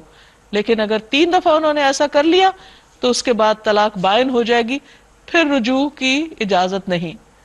وَلَهُنَّ مِثْلُ الَّذِي عَلَيْهِنَّ بِالْمَعْرُوفِ، عورتوں کے لیے بھی معروف طریقے پر ویسے ہی حقوق ہیں جیسے مردوں کے حقوق ان پر ہیں. ایک بہت ہی خوبصورت آیت ہے جس میں مرد اور عورت دونوں کے حقوق کی بات کی گئی ہے.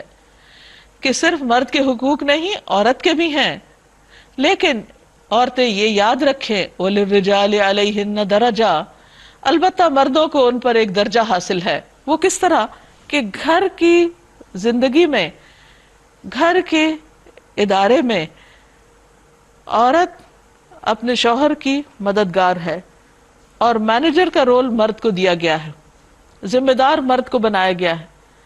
جیسے کسی بھی ادارے میں، مثلا کسی آرگنائزیشن میں، کسی اسکول میں، کسی بھی جگہ پر ہیڈ ایک ہی ہوتا ہے۔ جسم میں بھی آپ دیکھیے کہ سر ایک ہی ہے، سر دو نہیں ہو سکتے، ہاتھ دو ہیں، پاؤں دو ہیں، یہ ورکر زیادہ بھی ہیں، لیکن سر ایک ہے۔ اسی طرح ہیڈ آف اسٹیٹ ایک ہوتا ہے، گھر کا بھی ہیڈ ایک ہی ہوتا ہے، اور عورت اس کی مددگار ہے۔ اس کا یہ مطلب نہیں کہ عورت کا درجہ کم ہو گیا، حقوق کی بات پہلے ہوگی، دونوں کے حقوق ہیں، لیکن کسی بھی کام کو آرگنائز کرنے کے لیے، اس کا نظام درست کرنے کے لیے ایک شخص ذمہ دار ہو سکتا ہے۔ اگر ذمہ داری دو پہ برابر کی ڈال دی جائے تو پھر کوئی بھی ذمہ دار نہیں ہوتا۔ کسی کار کو دو لوگ اکٹھے مل کر نہیں چلاتے، ہاں ڈرائیور سیٹ اس پہ بار بار ڈرائیورز بدل سکتے ہیں، لیکن ایک وقت میں ایک ہی ڈرائیور ہوگا۔ اسی طرح ایک کشتی کا ایک ہی ملاح ہوگا، اگر دو ملاح بیٹھ گئے تو کشتی ڈوب جائے گی۔ اسی طرح اگر گھر میں دونوں برابر کے ہی سربراہ بن جائیں تو پھر دونوں کی باہم ایک ٹکری ہوتی رہے گی اور گھر برباد ہو جائے گا۔ اور جہاں پر یہ ہوتا ہے وہاں ہم دیکھتے ہیں کہ نتائج کیا ہوتے ہیں۔ اس لیے عورت کو یہ کہا گیا کہ وہ فائنل اتھارٹی مرد کو دے دے، اگرچہ مرد کے ذمہ ہے کہ اس تمام امور مشورے سے طے کرے۔ واللہ عزیز حکیم، اور اللہ عزیز ہے، اقتدار رکھنے والا ہے، حکیم ہے۔ الطلاق مرتان، طلاق دو بار ہے، یعنی وقفے وقفے سے طلاق دی جائے گی۔ ایک بار طلاق دی جائے گی اور عدت گزرنے سے پہلے رجوع کا حق دیا جائے گا۔ اگر دو دفعہ دے دی تو پھر بھی رجوع ہو سکتا ہے۔ فَإِمْسَاكُمْ بِمَعْرُوفٍ أَوْ تَسْرِيحٌ بِإِحْسَانٍ، پھر یا تو سیدھی طرح عورت کو روک لیا جائے یا بھلے طریقے سے اس کو رخصت کر دیا جائے۔ عربوں میں اصل میں کئی دفعہ طلاق اور کئی دفعہ رجوع ہوتا تھا، اور عورت نہ بستی تھی اور نہ ہی آزاد ہوتی۔ اسلام نے آ کے اس کو ریسٹرکٹ کر دیا کہ 3 بار سے زیادہ کوئی اس حق کو استعمال نہیں کر سکتا۔ اگر تیسری بار کر لیا تو ہمیشہ کے لیے عورت جدا ہو گئی۔ لیکن اگر کوئی شخص نہ رکھنے کا ارادہ کر ہی لے، کیونکہ عقدۃ النکاح مرد کے ہاتھ میں ہے، وہ جو کہا نا ایک درجہ اوپر ہے، تو اس میں مرد کو یہ حق دیا گیا کہ وہ طلاق دے یا نہ دے، لیکن عورت کے لیے خلا کا حق بھی ہے۔ تو یہاں یہ فرمایا جا رہا ہے کہ فَإِمْسَاكُمْ بِمَعْرُوفٍ، اگر رکھنا ہے تو بھلے طریقے سے رکھو، او تسریحم بِإِحْسَان، یا رخصت کرنا ہے، گھر واپس بھیجنا ہے اس کے ماں باپ کے پاس تو احسان کے ساتھ۔ کتنا خوبصورت طریقہ ہے زندگی گزارنے کا۔ ٹھیک ہے بعض اوقات مزاج نہیں ملتے، انسان باہم نہیں رہ سکتے، اللہ تعالیٰ نے اسی لیے طلاق کا حق رکھا ہے، لیکن اس کا یہ مطلب نہیں کہ انسان اس کو اس طریقے سے استعمال کرے کہ دوسرے کو بالکل ذلیل کر دے یا اس کا کوئی حق ہی اس کو نہ دے۔ یہاں بھی احسان کی روش اختیار کرنے کے لیے کہا جا رہا ہے۔ وَلَا يَحِلُّ لَكُمْ أَن تَأْخُذُوا مِمَّا آتَيْتُمُوهُنَّ شَيْئًا، اور رخصت کرتے ہوئے ایسا کرنا تمہارے لیے جائز نہیں کہ جو کچھ تم انہیں دے چکے ہو اس میں سے کچھ بھی واپس لو۔ یعنی شادی کے بعد مرد نے اگر اپنی بیوی کو کچھ زیور، کپڑا، تحائف وغیرہ دیے ہیں تو طلاق کے وقت وہ واپس نہیں لے سکتے، یہ انتہا درجے کی گھٹیا حرکت ہوگی۔ نبی صلی اللہ علیہ وسلم نے تحفہ دینے کے بعد واپس لینے کو یعنی ایک ایسی مثال کے ساتھ واضح فرمایا ہے کہ جیسے کتا کہہ کر کے دوبارہ چاٹ لے، یعنی انتہائی کری حرکت ہے، مکروہ چیز ہے کہ کوئی شخص کسی کو کچھ دے اور پھر ناراض ہو تو اس سے واپس لے لے۔ ہاں ایک صورت مستثنا ہے کہ زوجین کو اللہ کے حدود پر قائم نہ رہ سکنے کا اندیشہ ہو، یعنی خلا کے وقت۔ ایسی صورت میں اگر تمہیں یہ خوف ہو کہ وہ دونوں حدود الہی پر قائم نہ رہیں گے تو ان دونوں کے درمیان یہ معاملہ ہو جانے میں مذائقہ نہیں کہ عورت اپنے شوہر کو کچھ معاوضہ دے کر علیحدگی حاصل کر لے۔ یعنی جب طلاق مرد دیتا ہے تو اس کو حق مہر دینا ہوتا ہے، اور اگر عورت خلا لیتی ہے تو پھر حق مہر اس کو واپس کرنا ہے، یہ جو بھی باہم معاملہ طے ہو۔ یہ اللہ کے مقرر کردہ حدود ہیں، ان سے تجاوز نہ کرو، اور جو لوگ حدود الہی سے تجاوز کریں وہی ظالم ہیں۔ یعنی اللہ نے لمٹس بتا دی ہیں دونوں کو، اب اس سے آگے نہیں بڑھ سکتے۔ فَإِن طَلَّقَهَا، پھر اگر 2 بار طلاق دینے کے بعد شوہر نے تیسری بار بھی طلاق دے دی تو وہ عورت پھر اس کے لیے حلال نہیں رہے گی۔ وَإِذَا طَلَّقْتُمُ النِّسَاءَ، جب تم اپنی عورتوں کو طلاق دے چکو اور وہ اپنی عدت پوری کر لیں، تو پھر اس میں معنی نہ ہو کہ وہ اپنے زیر تجویز شوہروں سے نکاح کر لیں، جبکہ معروف طریقے سے باہم مناکحت پر راضی ہوں، یعنی چھپا ہوا نکاح نہ کریں بلکہ معروف طریقہ ہو۔ تمہیں نصیحت کی جاتی ہے کہ ایسی حرکت ہرگز نہ کرنا، یعنی ان کے درمیان رکاوٹ مت بننا، انا کا مسئلہ نہیں بنانا۔ اگر تم اللہ اور روز آخر پر ایمان لانے والے ہو، تمہارے لیے شائستہ اور پاکیزہ طریقہ یہی ہے کہ اس سے باز رہو، یعنی عورت کی شادی کے راستے میں رکاوٹ مت بنو۔ اللہ جانتا ہے، تم نہیں جانتے۔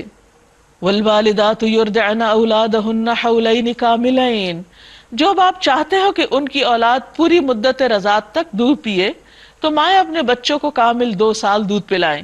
اس صورت میں بچے کے باپ کو معروف طریقے سے انہیں کھانا کپڑا دینا ہوگا، مگر کسی پر اس کی وسعت سے بڑھ کر بوجھ نہیں ڈالنا چاہیے، یعنی جو وہ نہیں کر سکتا اس کے لیے مجبور نہ کیا جائے۔ نہ تو ماں کو اس وجہ سے تکلیف میں ڈالا جائے کہ بچہ اس کا ہے، اور نہ باپ ہی کو اس وجہ سے تنگ کیا جائے کہ بچہ اس کا ہے۔ دودھ پلانے والی کا یہ حق جیسا بچے کے باپ پر ہے ویسا ہی اس کے وارث پر بھی ہے، لیکن اگر فریقین باہمی رضامندی اور مشورے سے دودھ چھڑانا چاہیں تو ایسا کرنے میں کوئی مذائقہ نہیں۔ اور اگر تمہارا خیال اپنی اولاد کو کسی غیر عورت سے دودھ پلوانے کا ہو، یعنی ماں کے علاوہ، تو اس میں بھی کوئی حرج نہیں، یعنی کوئی گناہ کی بات نہیں، بشرطے کہ اس کا جو کچھ معاوضہ طے کرو وہ معروف طریقے پر ادا کرو، یعنی کسی کا بھی حق نہیں مارو۔ اللہ سے ڈرو اور جان رکھو کہ جو کچھ تم کرتے ہو سب اللہ کی نظر میں ہے۔ والذین یتوفون منکم ویذرون ازواجا، تم میں سے جو لوگ مر جائیں ان کے پیچھے اگر ان کی بیویاں زندہ ہوں تو وہ اپنے آپ کو 4 مہینے 10 دن روکے رکھیں، پھر جب ان کی عدت پوری ہو جائے تو انہیں اختیار ہے اپنی ذات کے معاملے میں معروف طریقے سے جو چاہیں کریں، تم پر اس کی کوئی ذمہ داری نہیں۔ اللہ تم سب کے اعمال سے باخبر ہے۔ زمانہ عدت میں خواہ تم ان بیوہ عورتوں کے ساتھ منگنی کا ارادہ اشارے کنائے میں ظاہر کرو، خواہ دل میں چھپائے رکھو، دونوں صورتوں میں کوئی مذائقہ نہیں، لیکن اللہ جانتا ہے کہ ان کا خیال تو تمہارے دل میں ضرور آئے گا، مگر دیکھو خفیہ عہد و پیمان نہ کرنا، یعنی چھپ کے بات طے نہیں کرنا۔ اگر کوئی بات کرنی ہے تو معروف طریقے سے کرو، اور عقد نکاح باندھنے کا فیصلہ اس وقت تک نہ کرو جب تک کہ عدت پوری نہ ہو جائے۔ خوب سمجھ لو کہ اللہ تمہارے دلوں کا حال تک جانتا ہے۔ فاحذروا، لہذا اس سے ڈرو، وعلموا، اور جان لو، ان اللہ غفور حلیم، بے شک اللہ بخشنے والا بردبار ہے۔ تم پر کچھ گناہ نہیں اگر اپنی عورتوں کو طلاق دے دو قبل اس کے کہ ہاتھ لگانے کی نوبت آئے یا مہر مقرر ہو، یعنی ابھی نکاح ہی ہوا ہے، رخصتی نہیں ہوئی اور بات بگڑ گئی اور طلاق پہ نوبت آ گئی تو کوئی بات نہیں، طلاق ہو سکتی ہے۔ اس صورت میں انہیں کچھ نہ کچھ دینا ضرور چاہیے، یعنی احسان کی روش اختیار کرو۔ خوشحال آدمی اپنی مقدرت کے مطابق، اب یہ طے نہیں کیا کہ اتنے ہزار یا اتنے لاکھ، ہر ایک اپنی حیثیت کے مطابق معاملہ کرے، اور وہ کون جانتا ہے؟ اللہ سب سے زیادہ جانتا ہے کہ کون کیا کر سکتا ہے۔ خوشحال آدمی اپنی مقدرت کے مطابق اور غریب اپنی مقدرت کے مطابق معروف طریقے سے دے، یہ حق ہے نیک آدمیوں پر۔ اور اگر تم نے ہاتھ لگانے سے پہلے طلاق دے دی، یعنی رخصتی نہیں ہوئی لیکن مہر مقرر کیا گیا، تو اس صورت میں نصف مہر دینا ہوگا، آدھا مہر دینا ہوگا، خواہ رخصتی نہیں بھی ہوئی۔ یہ اور بات ہے کہ عورت نرمی برتے اور مہر نہ لے، یا وہ مرد جس کے اختیار میں عقد نکاح ہے نرمی سے کام لے اور پورا مہر دے دے، اور تم نرمی سے کام لو، یہ تقوی سے زیادہ مناسبت رکھتا ہے۔ وَلَا تَنْسَوُا الْفَضْلَ بَيْنَكُمْ، آپس کے معاملات میں فیاضی کو نہ بھولو۔ اتنی خوبصورت ہدایت ہے۔ اختلاف اپنی جگہ، طلاق ہو سکتی ہے، ایک دوسرے سے دور ہو سکتے ہیں، لیکن پھر بھی اچھا اخلاق، ایک دوسرے کے ساتھ بھلائی اور ایک دوسرے کے حقوق کا خیال، اس کو مت بھولو۔ وَلَا تَنْسَوُا الْفَضْلَ بَيْنَكُمْ، آپس میں احسان کرنا مت بھولو۔ ان اللہ بما تعملون بصیر، بے شک اللہ دیکھ رہا ہے جو بھی تم عمل کرتے ہو، تمہارے سارے معاملات اس کے سامنے ہیں۔ حافظوا علی الصلوات والصلاة الوسطی، نمازوں کی حفاظت کرو، یعنی ایسا نہ ہو کہ ان جھگڑوں میں پڑھ کر نمازیں تمہاری ضائع ہونے لگے۔ معاملات کیسے بھی ہوں، حالات کیسے بھی ہوں، بیمار ہو یا سفر پر ہو، لیکن اپنے نمازوں کے اوقات کی پابندی کرو۔ والصلاۃ الوسطی، اور درمیانی نماز، اس سے مراد عصر کی نماز. وقوموا للہ قانتین، اور حفاظت کس طرح ہوگی کہ انسان نماز کے پہلے بھی جو شرائط ہے ان کو بھی پورا کرے، وقت کی بھی پابندی کرے، اور اس کے بعد جب نماز میں کھڑا ہو تو پورے خشوع و خضوع سے، اور اللہ کے آگے ایسے کھڑے ہو جیسے فرما بردار غلام کھڑے ہوتے ہیں. فَإِنْ خِفْتُمْ فَرِجَالًا أَوْ رُكْبَانًا، بدامنی کی حالت ہو تو خواہ پیدل ہو خواہ سوار، جس طرح ممکن ہو نماز پڑھو. اب دیکھیے کہ جو نماز سفر میں معاف نہیں، جو نماز جنگ میں معاف نہیں، وہ گھر میں بستر پر آرام کرتے ہوئے کہاں سے معاف ہو جائے گی. فَإِذَا أَمِنْتُمْ فَاذْكُرُوا اللَّهَ كَمَا عَلَّمَكُمْ مَا لَمْ تَكُونُوا تَعْلَمُونَ، اور جب امن میسر آ جائے تو اللہ کو اس طریقے سے یاد کرو جو اس نے تمہیں سکھایا جس سے پہلے تم ناواقف تھے، یعنی جو تم نہیں جانتے تھے اللہ نے تم کو بتایا، اس طریقے پہ اللہ کو یاد کرو، اپنے طریقوں سے نہیں.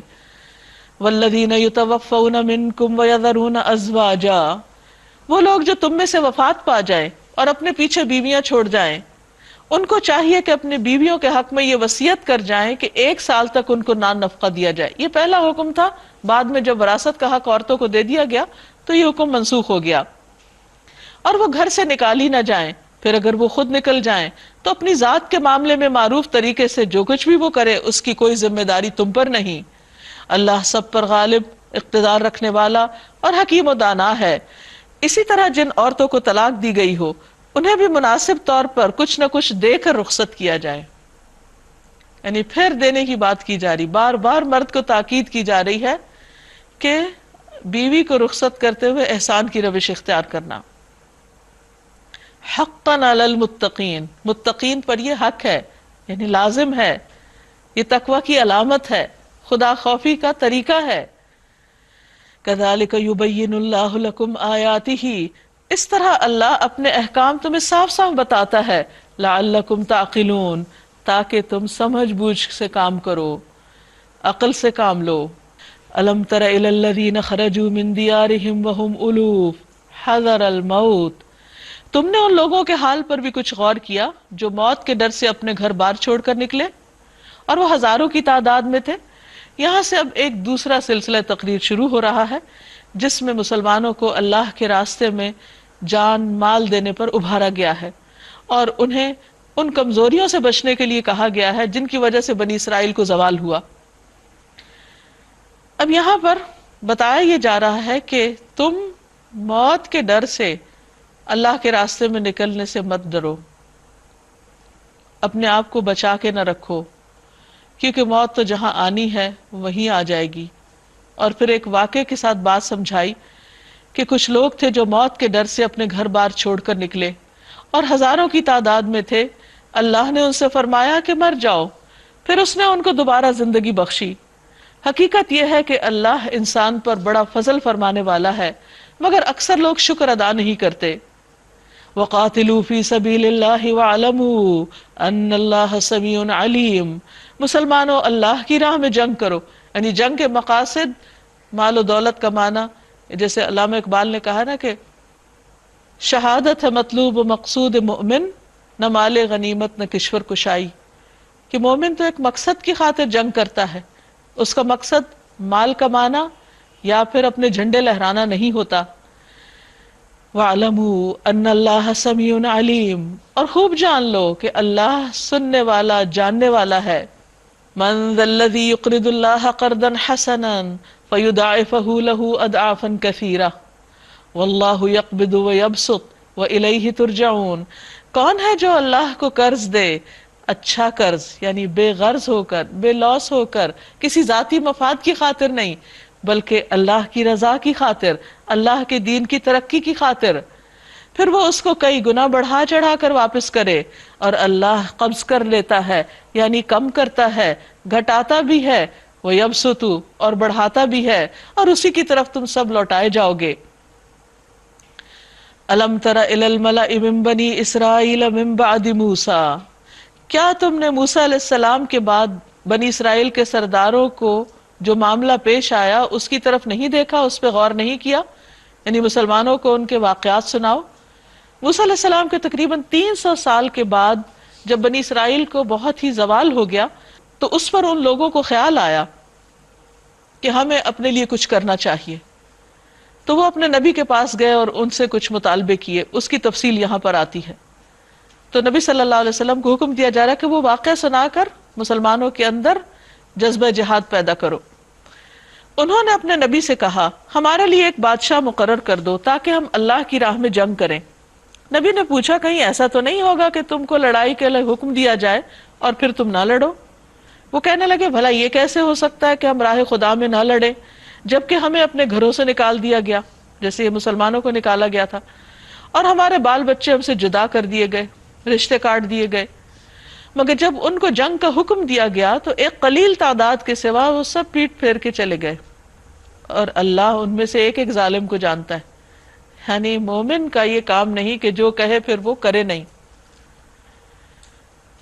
تو مسلمانوں کو اصل میں بنی اسرائیل کے واقعات سے یہ سمجھانا مقصود ہے کہ تم نے وہ نہیں کرنا جو وہ کر چکے ہیں، ان غلطیوں سے بچنا ہے، ورنہ انجام وہی ہوگا جو ان کا ہو چکا. ان کے نبی نے ان سے کہا کہ اللہ نے طالوت کو تمہارے لیے بادشاہ مقرر کیا ہے. یہ سن کر وہ بولے ہم پہ بادشاہ بننے کا وہ کیسے حقدار ہو گیا؟ اس کے مقابلے میں بادشاہی کے ہم زیادہ مستحق ہیں، وہ تو کوئی بڑا مالدار آدمی نہیں، ہمیں چنا جانا چاہیے تھا. نبی نے جواب دیا اللہ نے تمہارے مقابلے میں اسی کو منتخب کیا ہے اور اس کو دماغی اور جسمانی دونوں قسم کی اہلیتیں فراوانی کے ساتھ عطا کی ہیں، اور اللہ کو اختیار ہے کہ اپنا ملک جسے چاہے دے. اللہ بڑی وسعت رکھتا ہے اور سب کچھ اس کے علم میں ہے. اس کے ساتھ ان کے نبی نے ان کو یہ بھی بتایا خدا کی طرف سے اس کے بادشاہ مقرر ہونے کی علامت یہ ہے کہ اس کے عہد میں وہ صندوق تمہیں واپس مل جائے گا جس میں تمہارے رب کی طرف سے تمہارے لیے سکون قلب کا سامان ہے. کہا جاتا ہے کہ بنی اسرائیل کا یہ باکس جس میں موسیٰ علیہ السلام کی تورات کی تختیاں بھی تھی، ان کا عصا بھی تھا، کچھ من و سلوہ کے بقیہ جات بھی تھے، تو اس کو یہ بہت عزیز رکھتے تھے. تو ایک جنگ میں یہ باکس ان سے چھن گیا تھا اور یہ چاہتے تھے کہ وہ واپس آ جائے. تو اللہ تعالیٰ نے وعدہ کیا کہ اگر تم اللہ کے راستے میں نکلو گے اور طالوت تمہارے سربراہ ہوگا تو تمہیں وہ باکس واپس مل جائے گا. تو جب لوگوں نے اس پر اعتراض کیا کہ طالوت کو کیوں بادشاہ بنایا گیا ہے اور اس کے پاس مال نہیں، تو اللہ تعالیٰ نے فرمایا کہ اللہ نے اس کو تم پر اس لیے چنا ہے کہ اس کو علم اور جسم میں وسعت دی ہے، یعنی وہ ابیلٹی رکھتا ہے. صرف مال ہی وہ کوالٹی نہیں ہوتی کہ جس کی بنا پر انسان لیڈ کرے، اس کے لیے انسان کو ذہنی جسمانی صلاحیتیں اور طاقتیں بھی چاہیے ہوتی ہیں، اور وہ اس کے پاس وافر مقدار میں موجود ہیں. واللہ یؤتی ملکہ من یشاء، اور اللہ جس کو چاہتا ہے اپنا ملک عطا کرتا ہے، اور اللہ وسعت والا جاننے والا ہے. اور ان کے نبی نے ان سے کہا کہ اس کی حکومت یا اس کی بادشاہت کی نشانی یہ ہوگی کہ تمہارے پاس وہ تابوت واپس آ جائے گا جس میں تمہارے رب کی طرف سے سکینت ہے، اور آل موسیٰ اور آل ہارون کے بقایا جات ہیں جس کو فرشتے اٹھائے ہوئے ہوں گے. کہا جاتا ہے کہ اس میں تورات کی تختیاں تھی، موسیٰ علیہ السلام کا عصا تھا، اور اس کے علاوہ من و سلوہ بھی تھا، اور فرشتے اس کی حفاظت کر رہے تھے اگرچہ وہ ان سے چھن چکا تھا، دشمنوں کے پاس تھا. ان فی ذلک لآیۃ لکم، بے شک اس میں تمہارے لیے نشانی ہے، ان کنتم مؤمنین، اگر تم مومن ہو. فلما فصل طالوت بالجنود، پھر جب طالوت لشکر لے کر چلا تو اس نے کہا ایک دریا پر اللہ کی طرف سے تمہاری آزمائش ہونے والی ہے. یعنی جب انسان اللہ کے راستے میں نکلتا ہے تو اس کا امتحان ضرور ہوتا ہے. فمن شرب منہ فلیس منی، تو جو اس میں سے پانی پیے گا وہ میرا ساتھی نہیں، اور میرا ساتھی صرف وہ ہے جو اس سے پیاس نہ بجھائے. ہاں ایک آدھ چلو پی لے تو کوئی حرج نہیں، مگر ایک گروہ قلیل کے سوا وہ سب اس دریا سے سیراب ہوئے. انہوں نے کہا ہمیں تو بہت پیاس لگی اور خوب پیٹ بھر کے پانی پیا، اور جب پانی پی لیا تو پھر کسی کام کے قابل نہ رہے. ایسے لوگ اللہ کے راستے میں کیا کر سکتے ہیں جن کی توجہ صرف کھانے پینے پر ہی ہو. پھر جب طالوت اور اس کے ساتھی مسلمان دریا پار کر کے آگے بڑھے تو انہوں نے طالوت سے کہہ دیا کہ آج ہم میں جالوت اور اس کے لشکروں کا مقابلہ کرنے کی طاقت نہیں.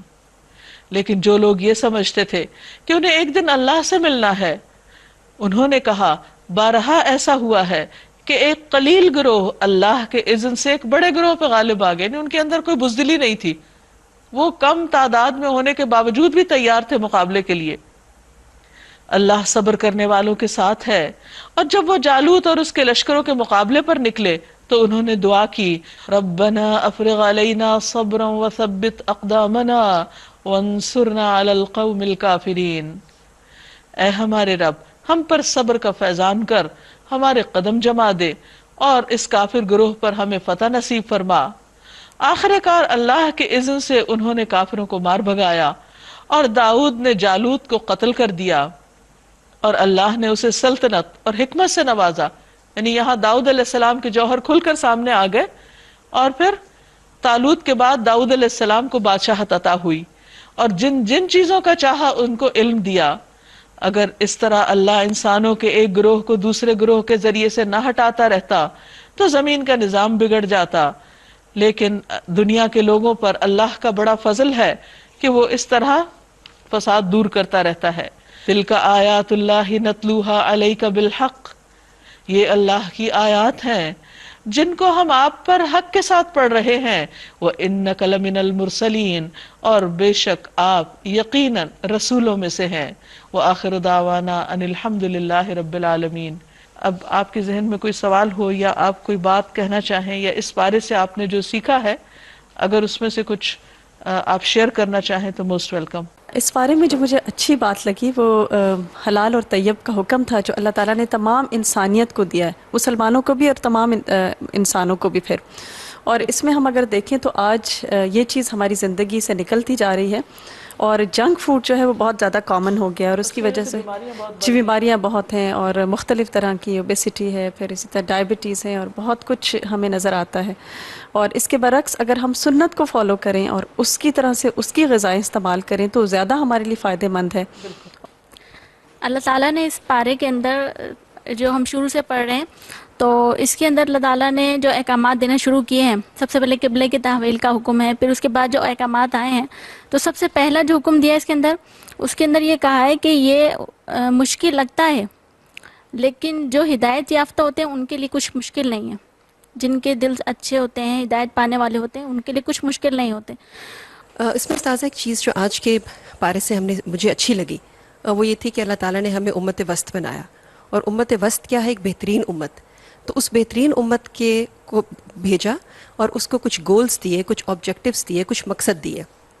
تو کسی جگہ میں پڑھ رہی تھی کہ ایک ہالی ووڈ کے سٹار نے ایک مووی کا رول پلے کرنے کے لیے اس قدر اپنی زندگی کا کئی سال لگا دیے کہ وہ جو رول ان کو دیا گیا تھا کہ وہ کیسے کھاتے ہیں، کیسے پیتے ہیں، اس نے اپنے پورے گھر کو اس رول کے مطابق، اپنی پوری زندگی ویسے اس نے چینج کر دی۔ یوگا کے سٹائل میں بیٹھنا شروع کر دیا، اپنی سکن کو ٹین کر لیا، صرف ایک رول کے لیے۔ تو آپ دیکھیے کہ ہمیں تو اللہ تعالیٰ نے ویسے ہی آلریڈی ایک رول دے کر بھیجا ہے، بہت بڑا رول دیا ہے۔ تو ہم بحیثیت قوم، بحیثیت امت، کیا ہمارے کچھ ویژن ہے، کیا ہمارا کچھ مشن ہے، کیا ہم اس جو اللہ نے مقصد دیا ہے اس کی تکمیل کے لیے ہم کیا کر رہے ہیں، یہ ہم سب نے سوچنا ہے۔ ناظرین، اس کے ساتھ ہی ہمارا آج کا پروگرام ختم ہوا، اجازت چاہتے ہیں۔ السلام علیکم ورحمۃ اللہ وبرکاتہ۔